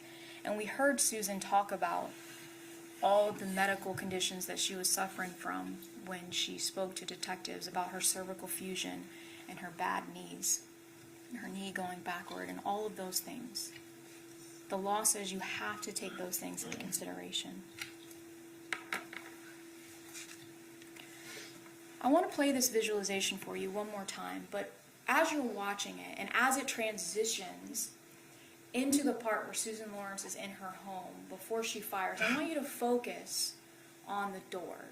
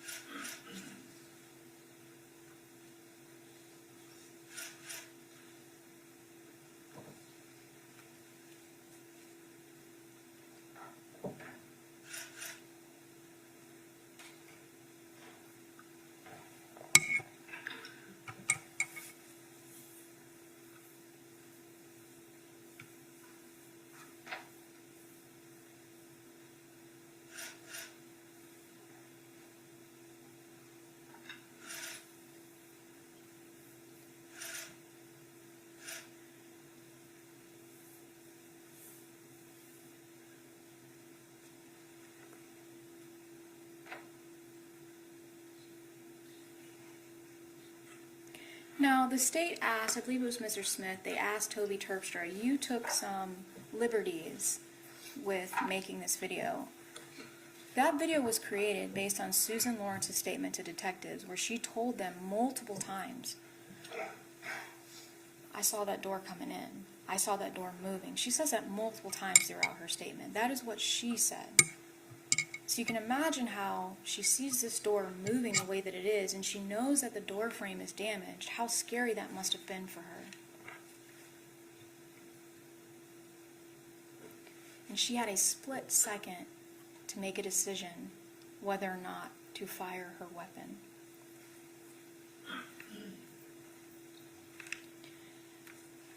The state asked some of the witnesses about Susan Lawrence's demeanor after the fact. Made it a pretty big deal about, she asked about her cats. They asked another witness, how did she seem? She's like, well, I mean, I don't know. Is it really that unreasonable for someone as a pet owner who has 2 cats to just say, hey, can you just close my door so that my cats don't run out? Because she asked that question, that must mean she wasn't in fear.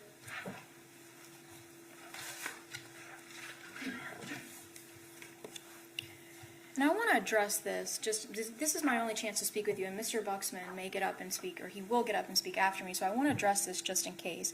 In her interview, Susan Lawrence, they ask her questions about her researching Stand Your Ground.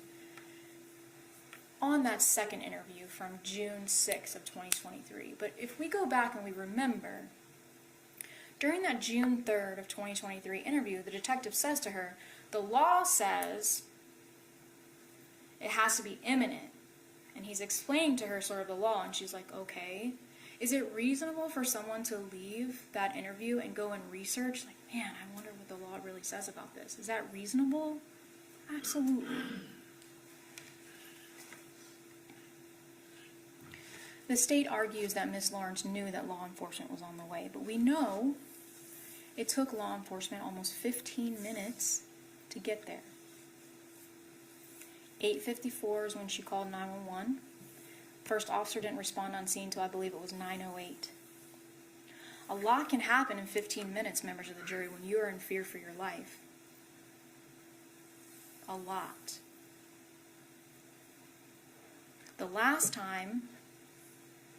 One of the last times the police came out, when Susan Lawrence told them that she had been battered, they didn't even ask Adjika Owens her name.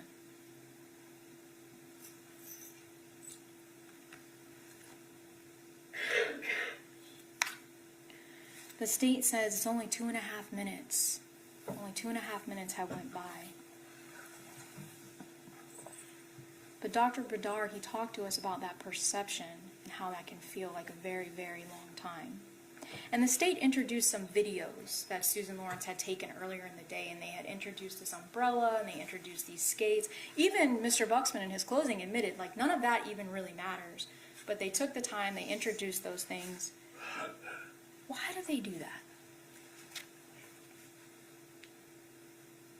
Do these skates, the umbrella, these videos, prove to you in any way that Susan Lawrence wasn't reasonably afraid? Because remember, they have the burden to prove she wasn't acting in self-defense.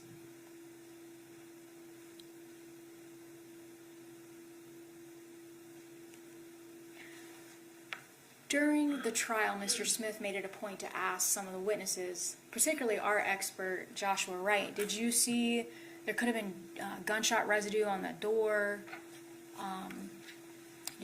All the stuff about the gunshot residue. Did their crime scene tech ever test the door for gunshot residue? Did you ever hear any of that? It took law enforcement over 2 weeks to even go out and collect that door and place it into evidence. And by that time, Charles Gabbard had already got his hands on it, sanded it down, filled it in, painted it over, before they even collected the door and placed it into evidence. A door that they made it a point to ask the witnesses, was there any dents, any scratches on it? Waited 2 weeks after Charles Gabbard had done work to it to even collect it.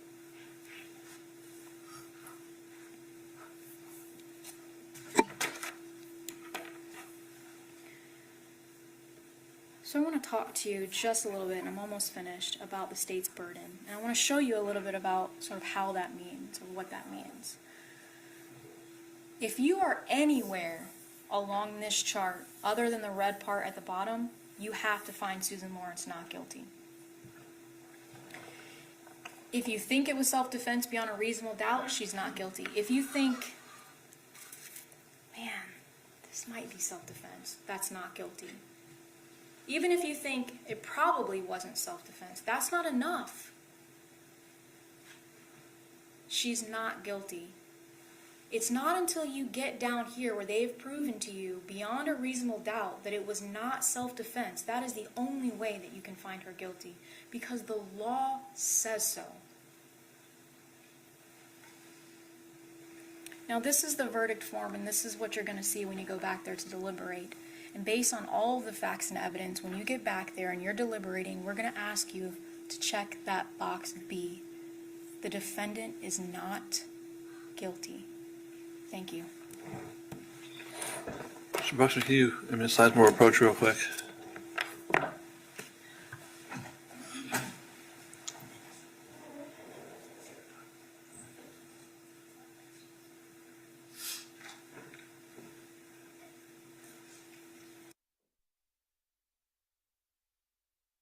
A very short break, then Mr. Buxman will have his concluding statements to you.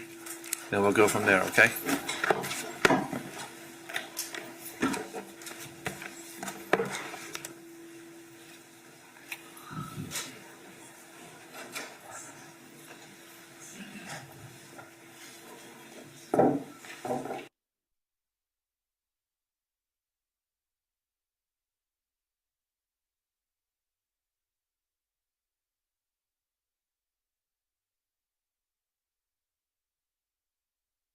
Very short break, and then we'll have some concluding arguments by Mr. Buxman.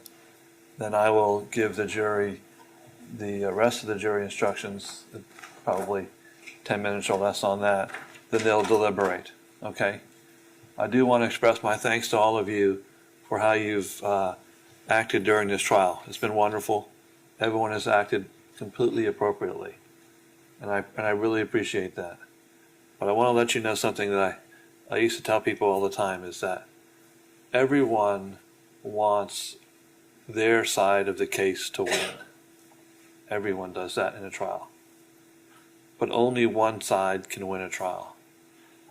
And that's just the nature of things. Please, whatever the verdict is, whenever it comes back, remember that this is a courtroom. Everyone just remain silent. Ms. Lawrence, you'll remain silent. Everyone in the audience will remain silent. We'll have a few more things to do with the jurors, and then they'll be excused. Then, as far as you're in this courtroom, everyone don't say a word. Please don't express any, depending on whatever side of this you're on, no joy, no anger, no clapping, no nothing, okay? This is a courtroom. You're free to do whatever you guys want outside the courtroom. But in the courtroom, you're not free to do whatever you want. Everyone's got to keep the same perfect behavior we've had already. Again, I really appreciate that. I know that you can keep it up for the very short time we have left.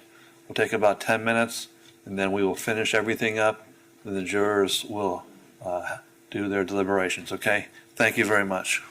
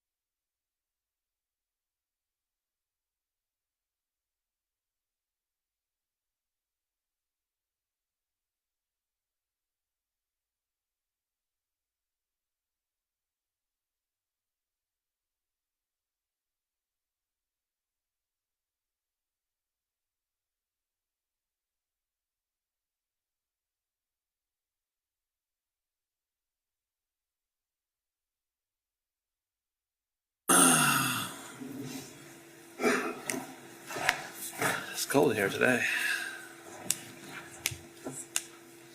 You doing a second one, or you doing both? Okay.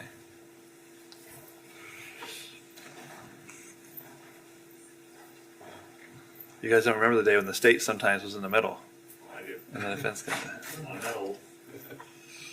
Like when you were in county court, you didn't know what was going to happen until you had to like plan both ways. So,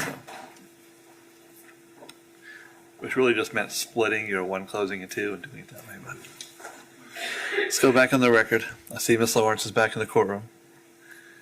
And are we ready for the jurors, everybody? Yes. Okay. When I finish reading, I will, as I usually do, ask, is there any objection to the instructions as read? And Judge, there was a couple words that you messed up. Okay. So I don't really necessarily want to say that in front of the jury, so you want to just wait until they're taken out? Tell me now, and I'll reread it. I don't really think that it's necessary, I just didn't want to, yeah. Which word?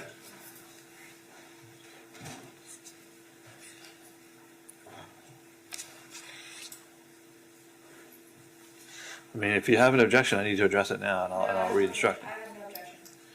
But if you want me to is it like something? I think you just said when there was, hold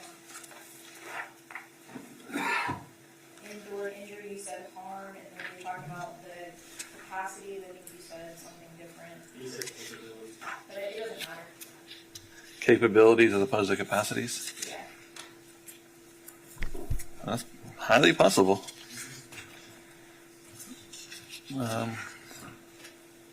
Where is that in justifiable use of deadly harm? It's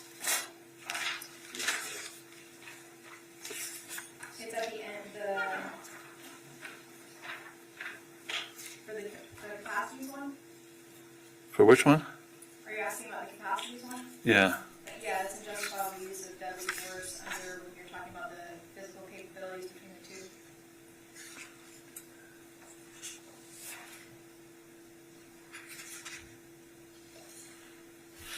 So I said capability as opposed to capacity. Yes, I believe so. I can reread that if you would like me to. You can reread it, Judge, I don't have an objection. I mean, they have almost the same definition. Right. The state has no objection.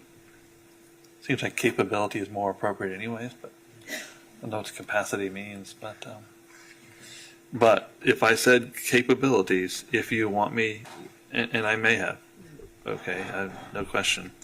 If you want me to reread that, I'm happy to reread it. If you don't want to reread it, let me know. I don't think you need to reread it. Okay, so you do not want me to reread it? Correct. Okay, so the two words are basically interchangeable, more or less. So if anyone wants me to reread it, I apologize for misreading a word. If anyone wants me to reread it, tell me now. If not, then I'll consider it waived. All right, so I'll consider it waived. And we'll bring it back, and I'll try to make sure I enunciate each word more clearly.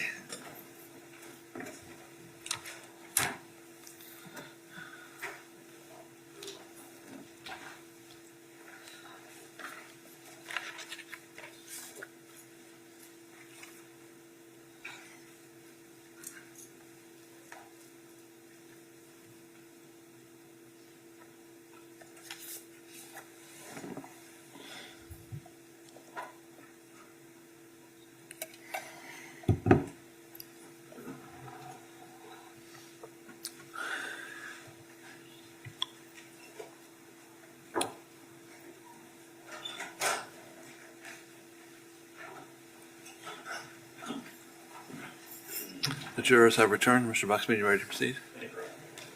You need the screen? Yes, sir. You ready for it now? Yes, sir. Thank you. I want to start by talking about a few things in the defendant's interview and the testimony of Roy Bedard, and then I want to talk a little bit about reasonableness and eminence. You heard in the defendant's interview, I think on one occasion, there may have been two occasions, in which she indicated that Ms. Owens damaged her door in the past? Well, look at the evidence that we have before us. We know the first incident that happened in February of 22, Deputy Coleman came. There was no indication that the defendant reported any damage to her door, showed Deputy Coleman any damage to her door then. We heard about the incident from February of 2023, February, and Deputy Kinsey responded. There was no indication of any damage done to her door. During the interview, the defendant talked about that third incident where she went over across the street into the driveway and confronted Miss Owens about telling a neighbor that she was a crazy bitch. There was no explanation or no discussion about damage to her door at that point. You heard from Dr. Roy Bedard, and ask yourself, what did he add to this case? He's not a psychologist, he's not a psychiatrist, he is not a medical doctor. He spoke in generalities. He told you about various theories.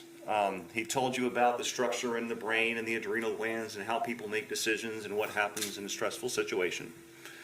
His testimony boils down to the more imminent and severe a threat is to someone, and the less time a person has to assess the situation and process the data, the more error that creeps into the decision. I talked with him about the example, if I'm driving down the road, the person ahead of me slams on the brakes, I have to make a split-second decision. Do I slam the brakes? Do I swerve right? Do I swerve left? Or do I just brace? If I have a half second to react to that, the chances of me stopping or avoiding the threat is lower. If I have more time to evaluate and process the situation and assess my surroundings, the chance of me making a reasonable decision and a safe decision goes up. That's common sense. The threat, this perceived threat that the defendant indicated she had that day was not imminent. The threat, assuming you can even call somebody banging on a door and yelling a threat, was a threat that was coming from the opposite side of a closed, locked, deadbolted metal door. It was not immediate. It was not imminent. It was not about to happen. There was no threat. And the defendant didn't have a split second to make a decision. She had a period of time to make a decision. And she made a variety of decisions during that period of time. And that's kind of what I want to go over in this part of my closing. She told the detectives that she thought the door was going to break in. She thought Miss Owens was going to burst through the door and kill her. We know that the defendant is prone to unreasonable degrees of fear. When she was talking in her interview about the sign throwing incident, she told the detectives, and then when the first time when she threw the things at me, she was just so horrible to me. I was like, I just had neck surgery. And I'm like, she could have really killed me. And I was just like, oh dear God, she was just violent. She is describing an incident where Miss Owens picked up a no trespassing sign, about 8 by 10, with 2 little prongs that go into the ground, and tossed it at her as she was walking away. Is that reasonable to believe that that act could have reasonably killed the defendant? Of course not. And again, London Remy showed you how it happened, showed you that she tossed it. But she tells the detectives that she's like, Miss Owens could have really killed me. That tells you the reasonableness of her fear. And remember, we're looking at reasonableness through the eyes of an average, ordinary, everyday person.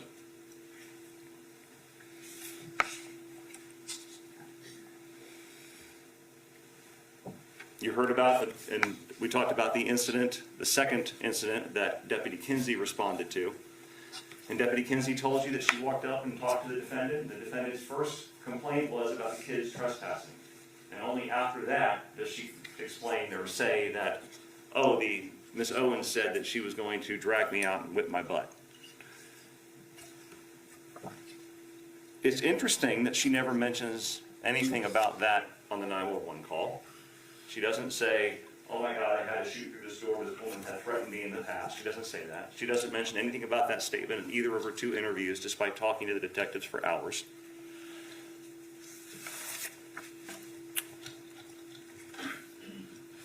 Ask yourself, how much of a role did that event play in the defendant's decision-making process to fire the gun through that locked, deadbolted metal door? Let's look more closely at the circumstances about what was going on that night and look at her own words to assess how truly afraid and how reasonable her fear was. Her first 911 call. Yeah, the secretary's out there right now. I'm sitting for my life. I'm very scared. It's a cell phone video from her phone taken 5 minutes before she makes the 911 call.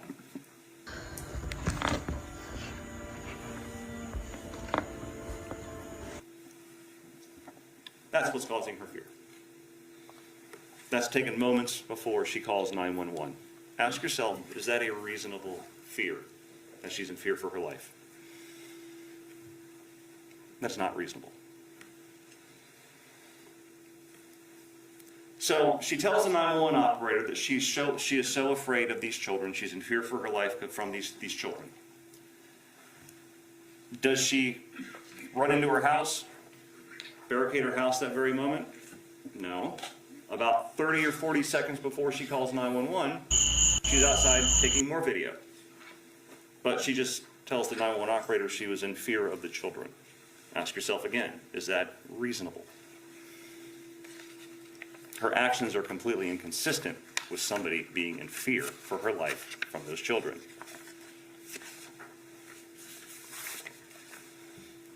Still the initial 911 call. They just kept badgering me and badgering me. I'm just sick of these stupid. Does that sound like fear of the children, or does that sound like anger? Are you or anyone else in danger right now? I locked my doors. She tells the 911 operator she locks her doors, so there is no danger. Those doors were still locked. That door was still locked and deadbolted when Miss Owens comes over. Now she says she was in such fear of these children, in fear for her life, based on what she told the 911 operator. But there's a chain up there on the door as well. Does she activate that chain? She does not. She doesn't add that third level of security. Why not add that level of security if she was truly in fear for her life from these children?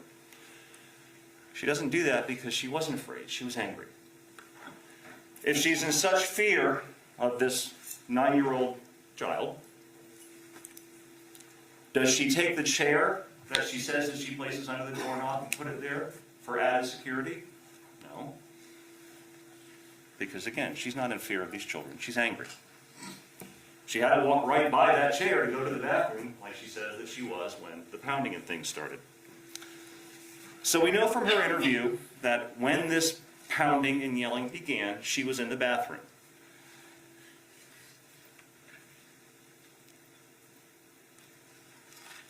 She hears this pounding and yelling, and she is so afraid, she goes and washes her hands.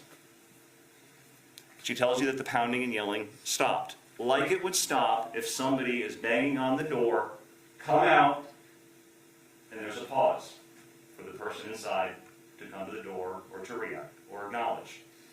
Then when there is no reaction or no answer to the door, the pounding starts up again and gets louder. That is the complete opposite of somebody who is trying to get into the house. Again, there is no evidence that Ms. Owens was trying to get into the defendant's house. If she wanted to, she had every ability to do so.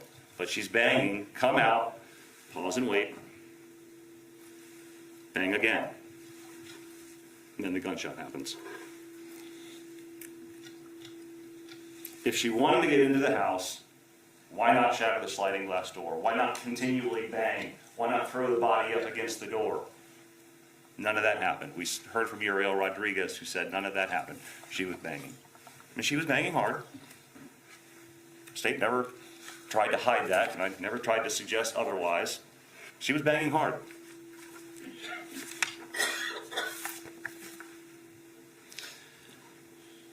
As we talked earlier in my first closing, that the defendant she's not required legally to retreat because she is in her own home. So in order for her to claim and argue self-defense, she doesn't first have to retreat. But her actions inside the house are relevant to consider the degree of fear, the reasonableness of her actions, and the imminence of this perceived threat. So what do we know? When the banging and yelling starts, she's in the bathroom. This is based on her own words in her interviews. She doesn't shut and lock her bathroom door to put up another barrier between herself and this perceived threat. Instead, she leaves the confines of that additional safe space and walks towards the kitchen, towards the door. Does that sound like someone who is afraid for her life? Of course she's not, because there's a big metal locked deadbolt door standing between her and the knocker and the yeller. In her interview, she admitted that the first words out of Miss Owens' mouth were, "Why do you speak to my children this way?" Not, "I'm going to kill you." I'm going to come into your house. So why do you speak to the children this way? When the yelling starts, she doesn't go find her phone that she had 2 minutes earlier when she just hung up the phone with 911 to call again. Instead, she goes to the bathroom to wash her hands. Ask yourself, how truly, reasonably terrified is she? The banging starts up again and she goes to her bedroom. She grabs the gun from her bedroom, and she doesn't grab the .22, the Ruger, the little plinker that she called it. She grabs the more powerful .380 Remington firearm. She doesn't shut and lock her bedroom door where she is with the gun to put up another barrier between her and this perceived threat in case by some chance, if she truly believes that Ms. Owens is going to come into her house, now she has another barrier to protect her. She doesn't do that. She doesn't walk around the corner and point the gun ready and waiting. No, she doesn't do that. Instead, she leaves the additional safety and security and that additional barrier that she could have put up and walks towards the door. Walks towards this perceived life-threatening threat.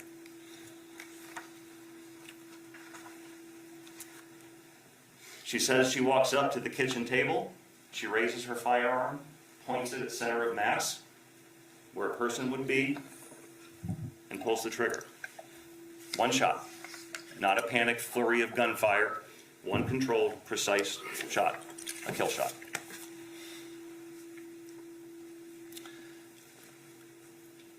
Ms. Sizemore told you that the defendant, there's evidence that at the time, right before she shot, the defendant said that she heard a crack in the door.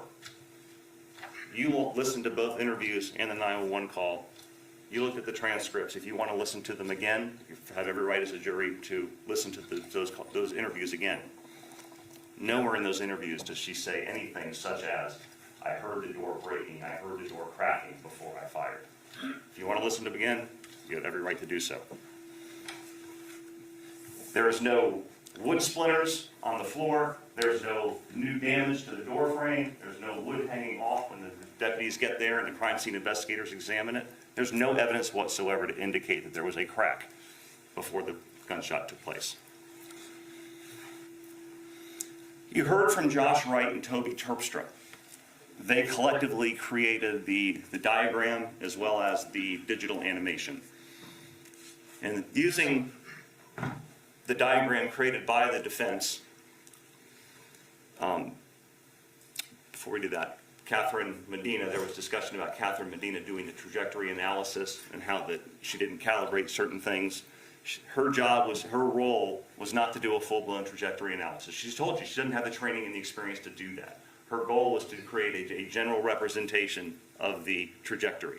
And even Josh Wright said, based on what she did, it may be a little larger cone of error, but her job and what she did and her representation was a good representation of where the defendant would have been in the path of the travel of the trajectory of the bullet.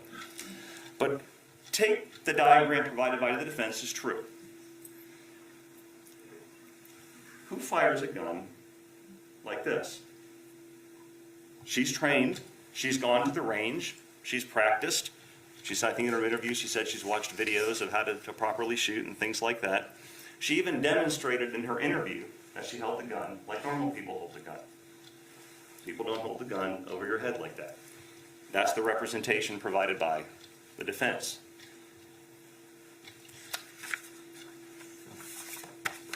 That is inaccurate. That's not reasonable. People don't do that. In order for the gun to be brought down lower, she has to advance closer and closer to the door to maintain that trajectory line. Now, ultimately, does it really make much of a difference where the defendant is standing in her house when she fires? Not really. Does it matter if she's standing right by the kitchen table or if she's standing a foot or two up or a foot or two back? Not really. It doesn't change the facts in this case. What's important about where she's standing is, assuming she's even standing where she says she was standing, what's important is after she gets the gun, she's approaching the door. She's walking towards whatever this life-threatening threat that she thinks there is. She's approaching that threat. That is inconsistent with somebody who is afraid for their life. That's, unless you're a law enforcement officer or military or firefighter, most people don't approach the threat. They don't run towards the threat. You heard and saw the video reenactment created by Mr. Terpstra. He admitted that that was based on the defendant's version of events. The video and the way he went about creating it, it was pretty cool. It was neat. But ask yourself, what does it add to this case? It shows Miss Owens banging on the sliding glass door. Well, we know that happened. Gabriel Rodriguez told you that. It shows the defendant, or Miss Owens banging on the outside of the defendant's door. Well, we know that happened too. It showed the defendant walking towards the door with her gun raised and firing a shot through the door. We know that happened. And it showed the shooting of the projectile, the bullet, through that closed door and hitting Miss Owens. We know that happened. Now, he took some artistic liberties by making the mirror shake and the door shake, and he did that on his own. He's basing it on the defendant's interview, but he decided how to make that happen and how to artistically represent that, to represent the degree of force that the defendant said she saw. That's not evidence. That's a representation of his artistic representation of what he thinks the defendant meant and what the defendant said she saw. Again, the video was cool, but it really doesn't add anything to this case. So after the shooting, we hear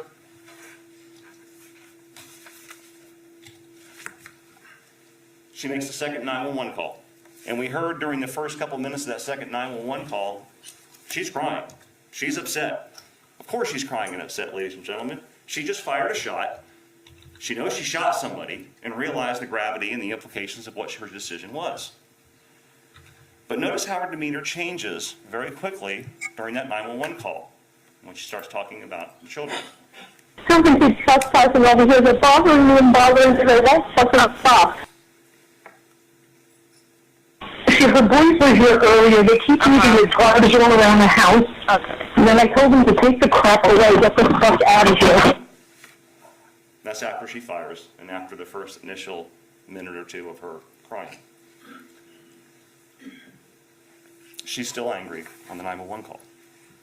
You saw Deputy Barbosa's body-worn camera when they had first made contact with the defendant. That happened right after she hung up with 911. She wasn't hysterical. She wasn't bawling her eyes out. She was calm.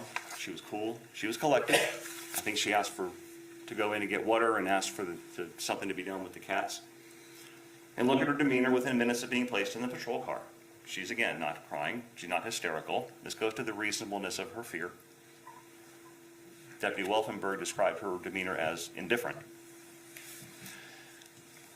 As I said earlier, ladies and gentlemen, the law requires the threat of death or great bodily harm to be imminent before deadly force is used. There was no imminence at the time she fired that gun. The word imminent is very important. It's included in the law and the instructions for a very important reason. In order for the defendant to lawfully use deadly force, the threat to her life had to be imminent, had to be ready to happen, had to be staring her in the face such that she had to act at that moment to protect herself. Now, some of the defendant's medical records were introduced, and there's no dispute that she has those medical records and she has some medical conditions. And if this was a situation where Miss Owens broke down the door or broke that sliding glass door and was coming at the defendant, those medical records might be relevant because her physical ability to actually engage in a fight could be relevant to this case. None of that happened. Why? Because there's a big door standing between the two of them that couldn't be breached. The defendant knows what imminent means. You heard in in one of the interviews that she did, she gave an example to the detectives. She said, imminent danger is like when a 4-ton truck is coming straight at you and they are swerving with you as you try to run away. That's a very different situation than somebody banging on the outside of a secure door and yelling with no ability to enter. Ms. Owens is not a 4-ton truck. She was not coming at the defendant when the defendant fired. She was not swerving to try to get to the defendant as the defendant ran away. Ladies and gentlemen, the defendant didn't have a half second to process this. She had minutes to process this. All the decision making that we just went through in the beginning of this part of my closing, all the decisions she made, where she went, wash your hands, go here, walk around here, go to the trash can, grab the more powerful weapon, come and approach the threat and fire. And then she had the presence of mind to go back with the gun she just used to shoot and put it back in the trash can underneath the smaller .22 Ruger. Ladies and gentlemen, as a society, we do not condone shooting another person because of an act that may occur in the future, or because X, Y, and Z may happen, and I may be forced to defend myself. Law enforcement officers are not allowed to go around shooting people because the person may have a gun, may pull it out, may threaten the officer with it. That's sustained.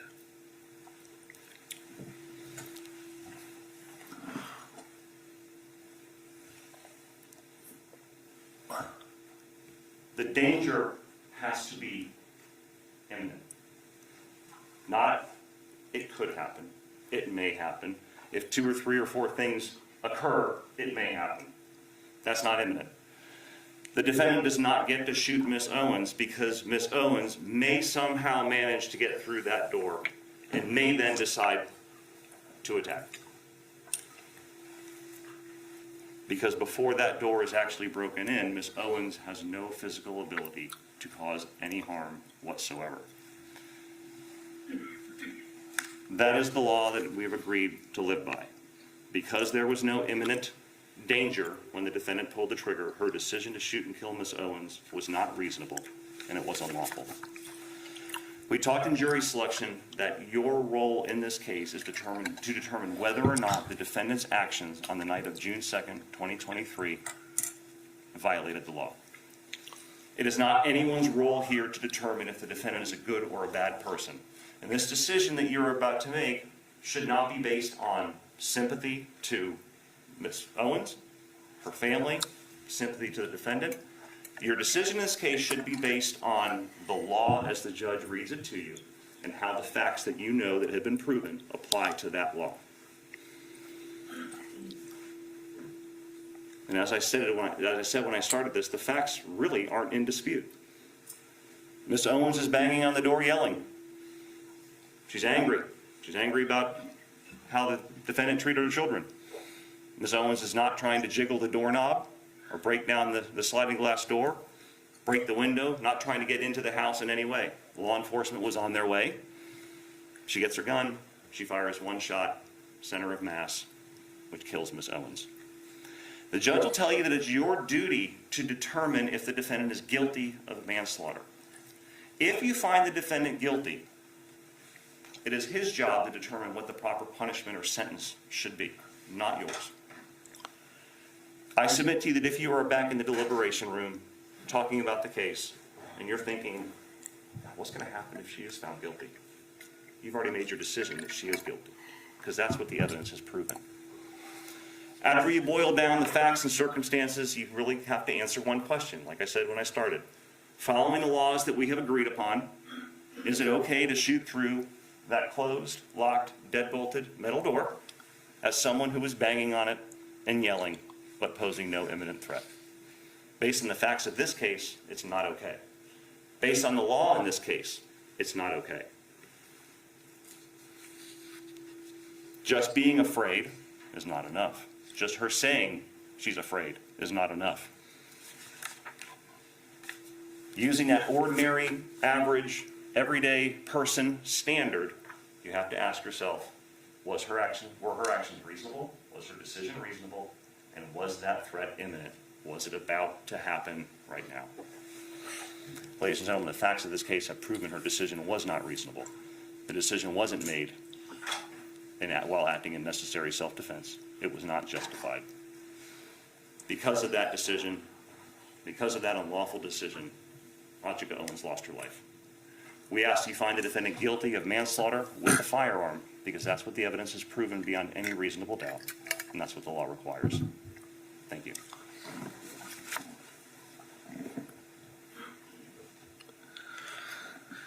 Ladies and gentlemen, if you listen carefully, have your final instructions, okay? Weighing the evidence. It is up to you to decide what evidence is reliable. You should use your common sense in deciding which is the best evidence and which evidence should not be relied upon in considering your verdict. You may find some of the evidence not reliable or less reliable than other evidence. You should consider how the witnesses acted as well as what they said. Some things you should consider are: 1. Did the witness seem to have an opportunity to see and know the things about which the witness testified? 2. Did the witness seem to have an accurate memory? 3. Was the witness honest and straightforward in answering the attorney's questions? 4. Did the witness have some interest in how the case should be decided? 5. Does the witness's testimony agree with the other testimony and other evidence in the case? 6. Has the witness been offered or received any money, preferred treatment, or other benefit in order to get the witness to testify? 7. Did the witness at some other time make a statement that is inconsistent with the testimony he or she gave in court? Whether the state has met its burden of proof does not depend upon the number of witnesses it has called or upon the number of exhibits it has offered, but instead upon the nature and quality of the evidence presented. The fact that a witness is employed in law enforcement does not mean that his or her testimony deserves more or less consideration than that of any other witness. Expert witnesses are like other witnesses, with one exception. The law permits an expert witness to give his or her opinion. However, an expert's opinion is reliable only when given on a subject about which you believe him or her to be an expert. Like other witnesses, you may believe or disbelieve all or any part of an expert's testimony. You have heard testimony of a child. No witness is disqualified just because of age. There is no precise age that determines whether a witness may testify. The critical consideration is not the witness's age, but whether the witness understands the difference between what is true and what is not true, and understands the duty to tell the truth. It is entirely proper for a lawyer to talk to a witness about what testimony the witness would give if called to the courtroom. The witness should not be discredited by talking to a lawyer about his or her testimony. You may rely upon your own conclusion about the credibility of any witness. A juror may believe or disbelieve all or any part of the evidence or the testimony of any witness. The Constitution requires the state to prove its accusation against the defendant. It is not necessary for the defendant to disprove anything, nor is the defendant required to prove her innocence. It is up to the state to prove the defendant's guilt by evidence. The defendant exercised a fundamental right by choosing not to be a witness in this case. You must not view this as an admission of guilt or be influenced in any way by her decision. No juror should ever be concerned that the defendant did or did not take the witness stand to give testimony in the case. A statement claimed to have been made by the defendant outside of court has been placed before you. Such a statement should always be considered with caution and be weighed with great care to make certain it was freely and voluntarily made. Therefore, you must determine from the evidence that the defendant's alleged statement was knowingly, voluntarily, and freely made. In making this determination, you should consider the total circumstances, including, but not limited to, 1. Whether, when the defendant made the statement, she had been threatened in order to get her to make it, and 2. Whether anyone had promised her anything in order to get her to make it. If you conclude the defendant's out-of-court statement was not freely and voluntarily made, you should disregard it. There are some general rules that apply to your discussion. You must follow these rules in order to return a lawful verdict. 1. You must follow the law as it is set out in these instructions. If you fail to follow the law, your verdict will be a miscarriage of justice. There is no reason for failing to follow the law in this case. All of us are depending on you to make a wise and legal decision in this matter. 2. The case must be decided only upon the evidence that you have heard from the testimony of the witnesses and has seen in the form of the exhibits and evidence and these instructions. 3. This case must not be decided for or against anyone because you feel sorry for anyone or are angry at anyone. 4. Remember, the lawyers are not on trial. Your feelings about them should not influence your decision in this case. 5. Your duty is to determine if the defendant has been proven guilty or not in accord with the law. It is the judge's job to determine a proper sentence if the defendant is found guilty. 6. Whatever verdict you render must be unanimous. That is, each juror must agree to the same verdict. 7. Your verdict should not be influenced by feelings of prejudice, bias, or sympathy. Your verdict must be based on the evidence and on the law contained in these instructions. Deciding a verdict is exclusively your job. I cannot participate in that decision in any way. Please disregard anything I may have said or done that made you think I preferred one verdict over another. You may find the defendant guilty as charged in the information or not guilty. The verdict must be unanimous. That is, all of you must agree to the same verdict. Only one verdict may be returned as to each crime charged. Here, there is only one crime, so only one verdict may be returned. The verdict must be in writing, and for your convenience, the necessary verdict form has been prepared for you. It reads as follows. It says right on it, verdict. Count 1, the only count. We, the jury, find as follows as to count 1 of the charge. In parentheses, check only 1 as to this court count. The first choice, A. The defendant is guilty of manslaughter. If you check A, you must then answer the following question. Did the state prove beyond a reasonable doubt that, during the commission of the offense, the defendant personally used a firearm? You'll check either yes or no. The other choice, B. The defendant is not guilty. So say we all, dated, this is the 16th day of August, 2024. This will need to be signed in pen by the foreperson, and the bailiff will have a pen back there for the foreperson to use. In just a few moments, you will be taken to the jury room by the bailiff. The first thing you should do is choose a foreperson who will preside over your deliberations. The foreperson should see to it that your discussions are carried on in an organized way, and that everyone has a fair chance to be heard. It is also the foreperson's job to sign and date the verdict form when all of you have agreed on a verdict, and to bring the verdict form back to the courtroom when you return. During deliberations, jurors must communicate about the case only with one another, and only when all jurors are present in the jury room. If a juror goes to the restroom, the deliberation should stop until the juror returns. You are not to communicate with any person outside the jury about this case. Until you have reached a verdict, you must not talk about this case in person or through the telephone, writing, or electronic communication, such as an email or any other means. Do not contact anyone to assist you during deliberations. These communication rules apply until I discharge you at the end of the case. If you become aware of any violation of these instructions, or any other instruction I have given in this case, you must tell me by giving a note to the bailiff. Many of you have cell phones, tablets, laptops, or other electronic devices here in the courtroom. The rules do not allow you to bring your phones or any of those types of electronic devices into the jury room. Kindly leave those devices on your seats where they will be guarded by the bailiff while you deliberate. This includes any sort of like Apple Watch or anything else where you can get and send emails or make phone calls, okay? You'll need to leave that with the bailiff. If you have an old-fashioned watch like me, you're fine. If you need to communicate with me, send a note through the bailiff. If you have voted, do not disclose the actual vote in the note. If you have a question, I will talk with the attorneys before I answer, so it may take some time. You may continue your deliberations while you wait for my answer. I will answer any questions, if I can, in writing or orally here in open court. During the trial, items are received into evidence as exhibits. You may examine whatever exhibits you think will help in your deliberations.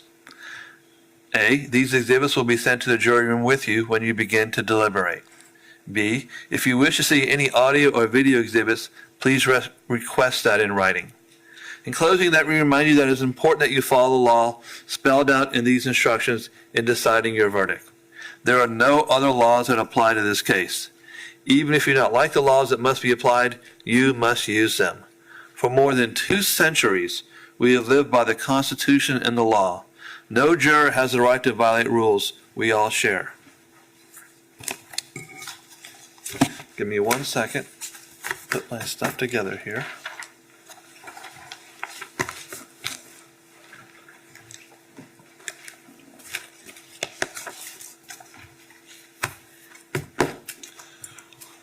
At this point, in just a few moments, you're going to go back to the jury room, okay? We'll have your lunch for you shortly. You can either eat lunch and then deliberate, or deliberate through lunch. Choice is yours, okay? The evidence, the physical pieces of evidence that you can physically see and touch and look at, they'll be brought into the jury room for you. Electronic evidence, 911 calls, the recordings of the conversations and the statements, anything that you saw digitally on the screens, you'll need to request to come back out here to watch that, because obviously we have no computers in there for you to watch it. But send me a note, and then we'll bring you out here all together, and we'll all watch it. You can watch it as many times as you want. You can get as close to the screens as you want. The choice is yours, okay? There's no limit on your deliberations. You can take as long or as short as you need to decide this case. The final instructions that I just read, these instructions are for the foreperson. I have put the verdict form on the back of the instructions so it's easy to find. The other 5 copies are for the other 5 jurors. They don't have a verdict form, okay? The reason I said 5 is because 2 of you have been serving as alternates, and the alternates will not go back into deliberation. What's going to happen is you'll still get your lunch, but we'll have you take that in another room, and then I'll discharge you after that, okay? The alternate jurors are, and remember your numbers, juror number 7 and juror number 8. If you're our juror number 7 or number 8, I'm going to ask you, do you have anything left in the jury room? If so, please retrieve it at this time and bring it out here.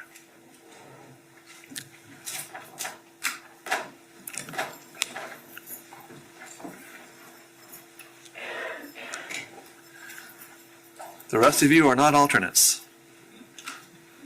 So as soon as they come out, I'll let you go back, okay? And give the bailiffs a few minutes. They'll bring in all the evidence for you. And they'll also bring in the instructions for you.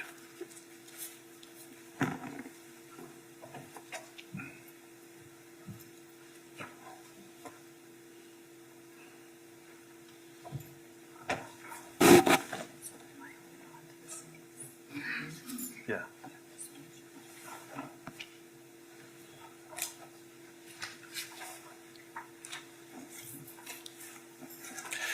If you all would just wait there, the rest of the jurors, you'll go back to deliberate, okay? And we have the instruction for you.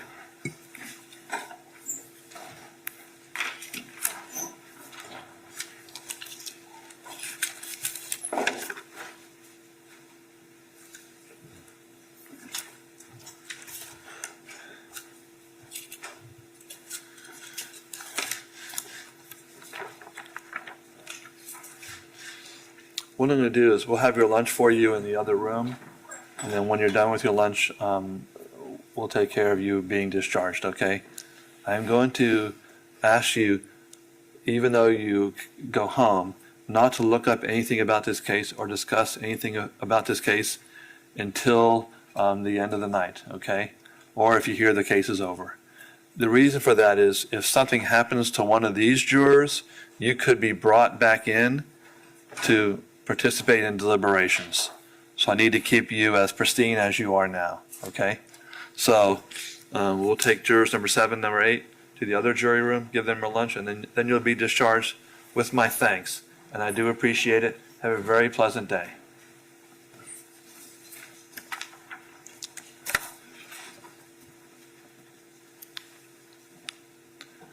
The jurors have retired from the courtroom. Is there any objection to the instructions that I read? No. Did I mess up any words? No, sir. There was one error in there about the other trust. It's always one. But we're down to maybe one, so that's maybe progress. All right, so we'll be in recess until we hear something. Thank you all.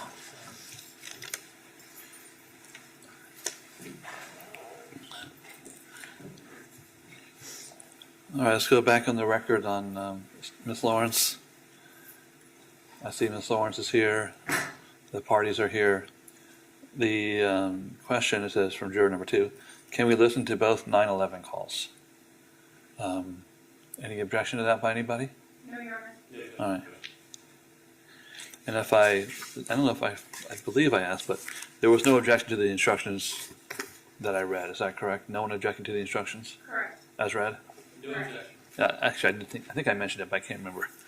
Let's bring it back in. Can we get that queued up or? It's ready.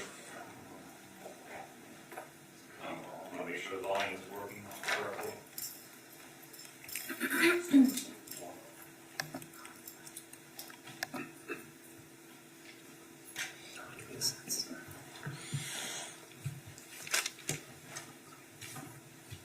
Mark, this is question number 1.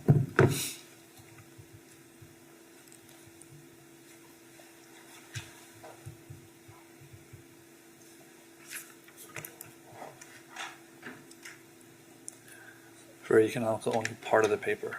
So some people use the whole paper for just a simple question.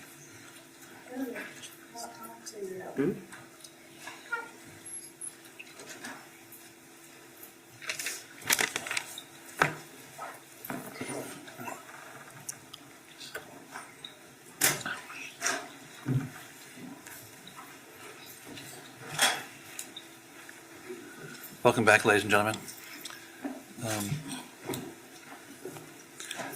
It's my understanding you have presented us with a question. I'm going to read the question into the record. The question is, can we listen to both 9/11 calls? And the answer is yes, and we'll play them for you now.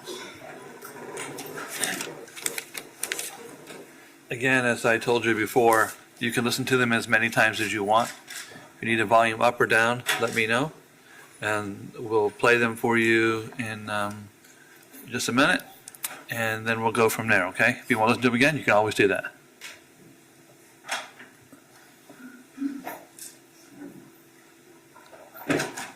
We're playing them in the first one first. 911, what is the address emergency? 1662 Southwest 107th Lane. All right, and then can you repeat that for me one more time to make sure I have it correct? 1662 Southwest 107th Lane. All right, what is your phone number in case you get disconnected? 352-777-5919. What is your name? I'm sorry, you said your name was Susan? Yes, And what was your last name, Susan? Lawrence, L-O-R-I-N-C-E. All right, and tell me exactly what happened. I got kids trespassing down there, leaving all the toys around. It's just screaming, moaning, just being absolutely obnoxious. I went into the roller skate over to the other side. The kids said I'm going to beat you up for that. And he's mouthing off to me. All right. Threatening in my own head.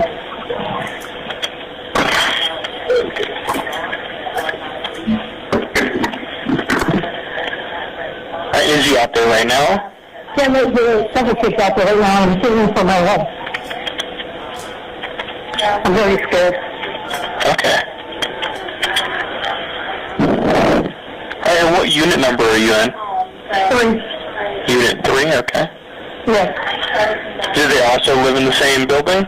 No, they live across the street. Okay.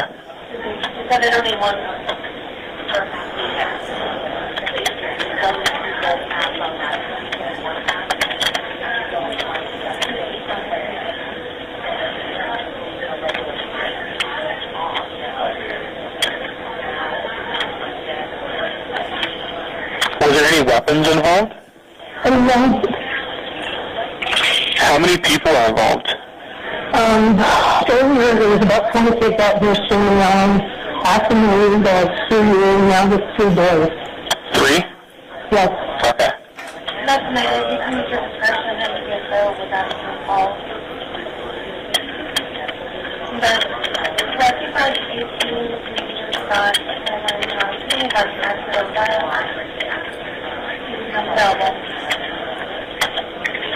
And the kid saying I took his iPad and all this other shit was just in his food. The only thing I was looking was up all his food, and I don't want to get hanging with these children.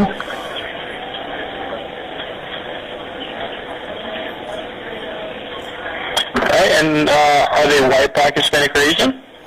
I think one is Hispanic, the other 2 are black. Alright, and then the Hispanic, how old would you say he is? That's wrong. 12, alright. Were they all about the same age? They're both.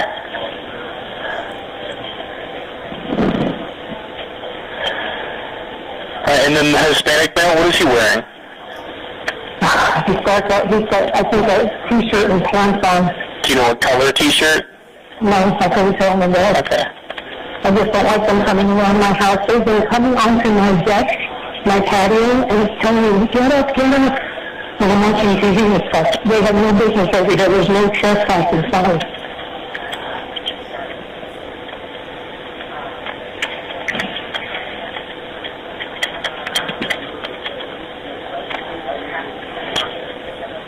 I don't like the kids threatening me that they're going to beat me up, that they're going to get someone else to kill me. And this is just ridiculous.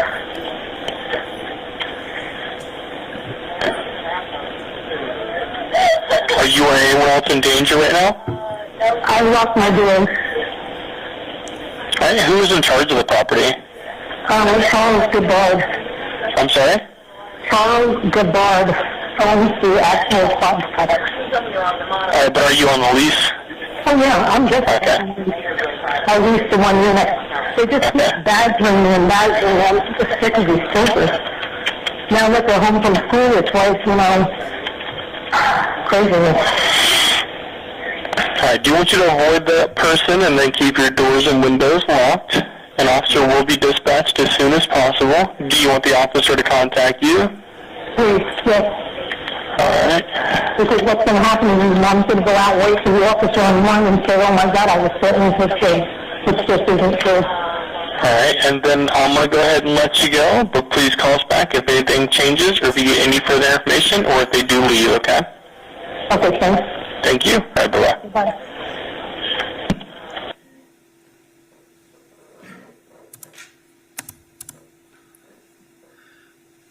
Does anyone want to hear that call again? Does anyone want to hear that call again? Okay, we'll move on to the next call. 911 is the address of the emergency. 1662 Southwest 177. Oh my God, this lady just tried to break down my door. I'm shot through the door. Oh my God. Okay, repeat that address for me to make sure I have it correct. 1662 Southwest 177. Okay, what is your name? Okay, what's going? Take a deep breath for me. Calm down.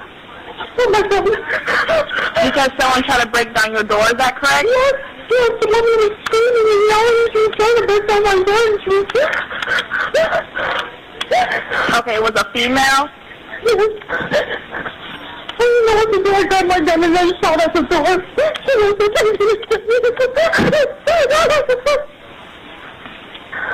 Oh my God. Okay, you said you shot at the door. Is that correct? Yes, and shot at the door because she wouldn't talk. I told her to get away and she wouldn't. She just decided to say it.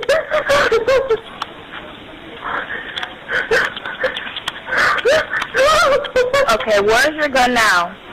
It's in my bedroom. I didn't know the door was anything.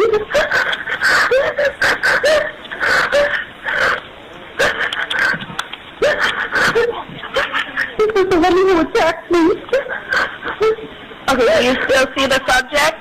I don't know where she is. I'm still in my house. I didn't open my door to her.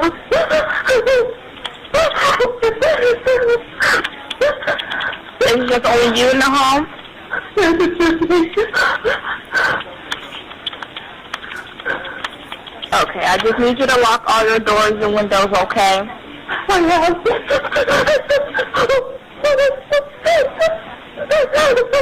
Okay, I'm gonna stay on the line until the deputies get there. Okay. I'm going to come and kill me. And did you know her?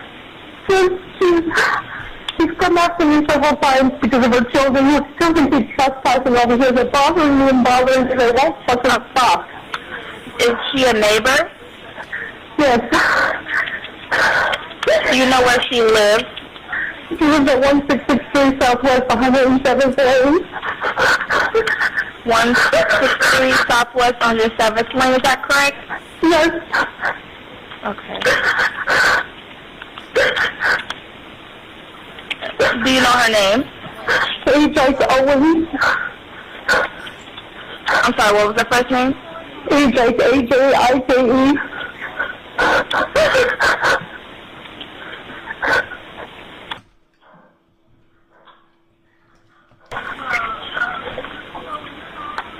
Okay. Just let me know when you see the deputies, and like you said your gun is put up in the bedroom. Yes, is that correct? Yes. Okay. Jesus Christ.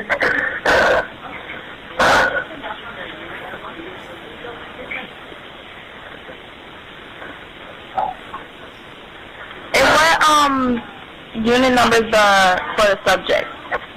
I don't know. I don't know if she's one or two. Okay. She has an old broken down Honda or something in the white car in front of her house. It's all garbage.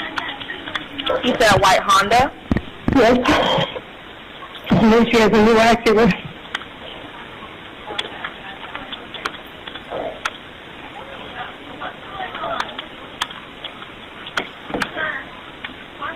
Okay.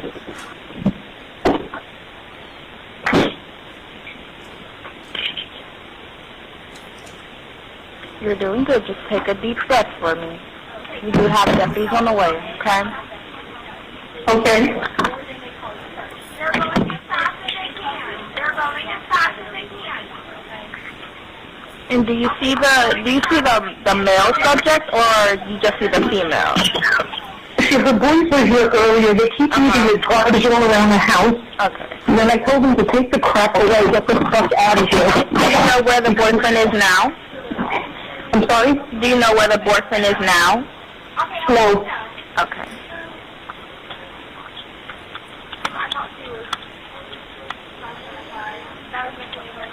I'm not screaming outside now.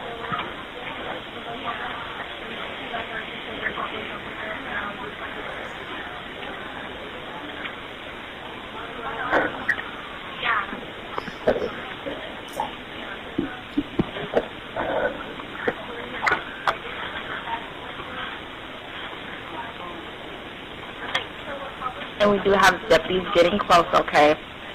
Okay, I think they're here now. I see the lights. Okay, if they're there, I'll go ahead and let you go. Okay, thank you. You're welcome. Bye-bye. So do you want to hear the 911 call again? Okay. You're welcome to listen to it as much as you want. If you want to listen to it again, send us the same note. We'll play it for you again, either one. Okay? You return to your deliberations. Thank you very much.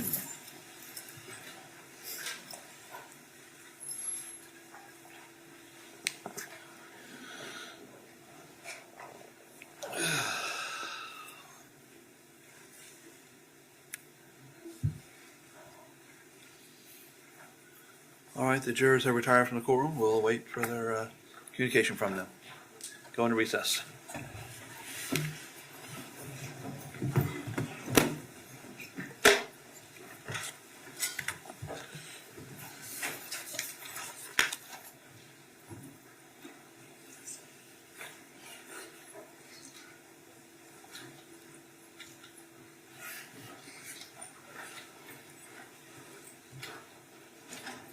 All right, so the jury has submitted another question. The question says, can we get clarification on when the door frame was damaged and how it was damaged and by whom? Obviously, we cannot give them information. So the question is, how do y'all want me to answer? I normally would answer, and you can add or subtract or object, whatever you want. I normally say all the evidence that's been received in this case. You'll need to make your determination based on whatever evidence has been presented in this case. I think that's the appropriate answer, Your Honor. So let me write that out. So That's fine with the defense judge. all of the evidence in this case has been presented. All of the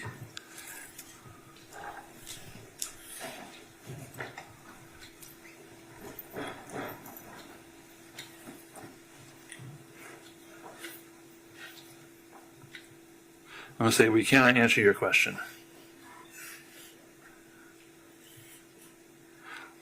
Because it's a question of fact. Should I say we cannot answer your question because, or just say don't, for any reason, or just leave it at that? I would just leave it at that. Okay.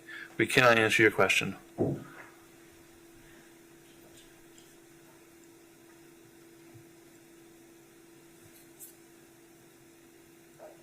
Trying to get that second phrasing down.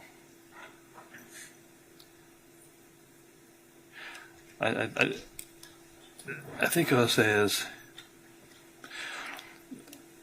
you will need to make your decision based on the evidence that has been presented. Yes. Yes, sir. Okay.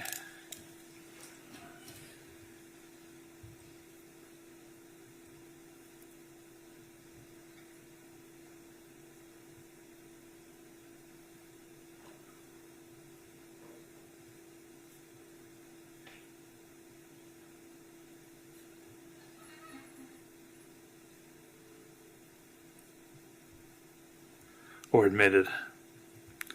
Because I hate to give anyone the idea that there's more evidence that they don't know. I just want to say it. So I'll say this. We cannot answer your question. You will need to make your decision based on the evidence that has been admitted. Yes, sir.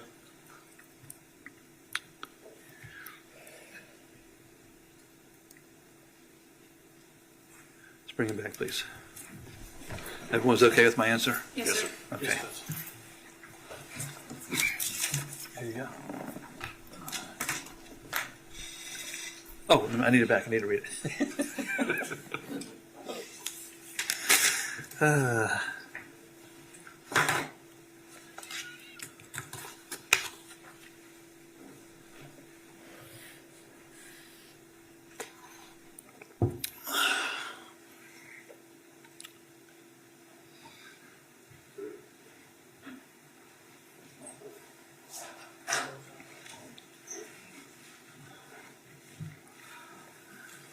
Welcome back, ladies and gentlemen. I have a question here, and I'm going to read it into the record. Let me know if I have it wrong. Can we get clarification on when the door frame was damaged and how it was damaged and by whom? Is that the correct question? We cannot answer your question. You will need to make your decision based on the evidence that has been admitted. All right? Return to the jury room, okay? Thank you.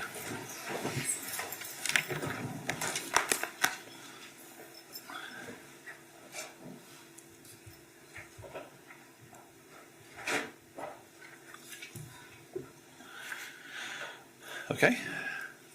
We'll go into recess once again.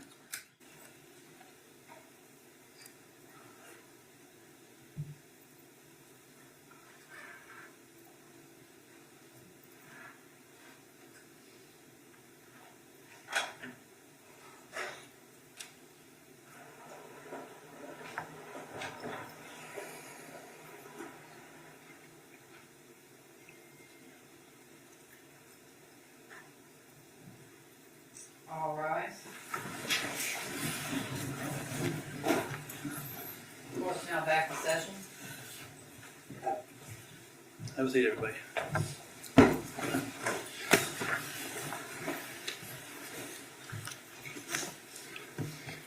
All right, we're going to go back on the record on the state of Florida versus Susan Lawrence.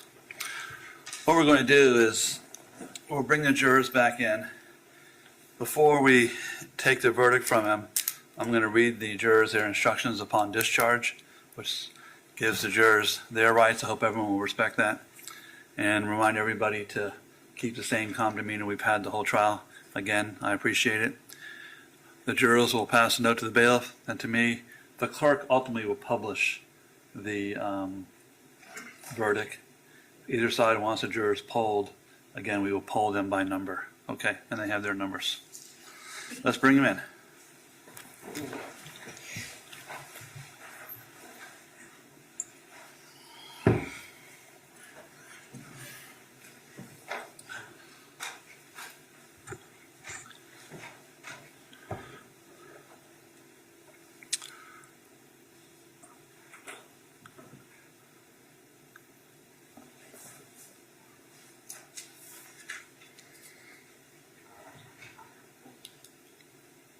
Yes, ma'am.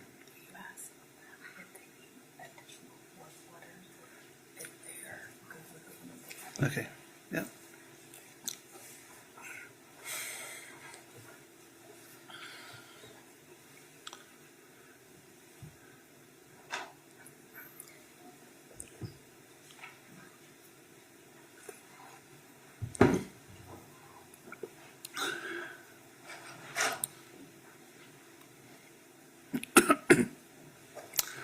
Ladies and gentlemen, it's my understanding you have reached a verdict in this case. Is that correct? What I'm going to read to you is the last instruction. This regards you as jurors.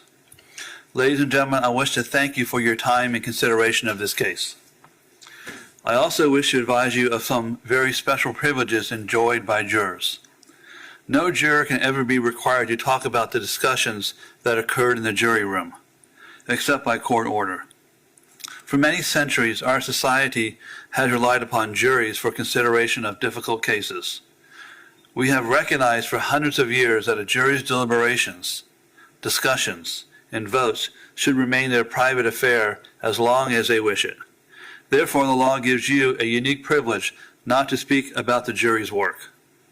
Although you are at liberty to speak with anyone about your deliberations, you are also at liberty to refuse to speak to anyone.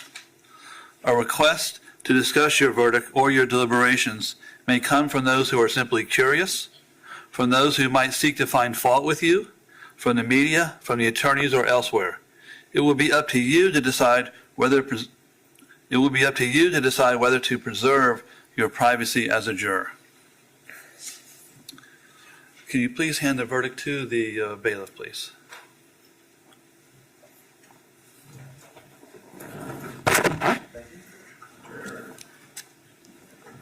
I'm going to have the clerk read the verdict. Verdict as to count one. We, the jury, find as to count one of the charge. The defendant is guilty of manslaughter. Did the state prove beyond a reasonable doubt that during the commission of the offense, the defendant personally used a firearm? Yes. So say we all, dated the 16th day of August, 2024. Does either side wish to poll the jurors to be polled? Yes, sir. Madam Clerk, please poll the jurors by number only. Juror number 1, is this your verdict? Juror number 2, is this your verdict? Yes. Juror number 3, is this your verdict? Yes. Juror number 4, is this your verdict? Yes. Juror number 5, is this your verdict? Yes. Juror number 6, is this your verdict? Yes. Ladies and gentlemen of the jury, if you can go back to the jury room, please wait there and I'll discharge you in a few moments, okay? Here we go. Also, here's the last one. Oh wait, I don't think I dated that. Let me get the other one back.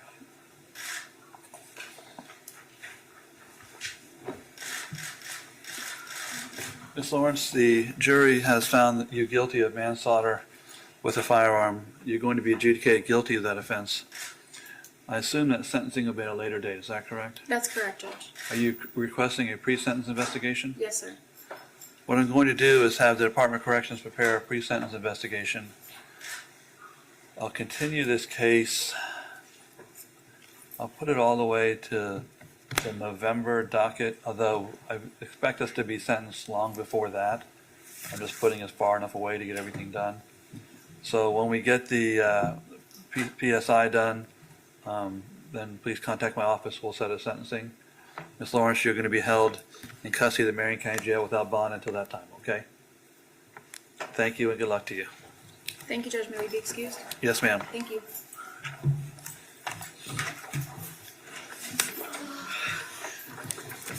Oh, God, thank you.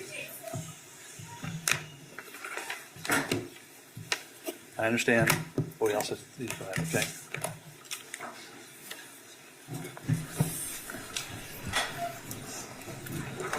We will be in recess.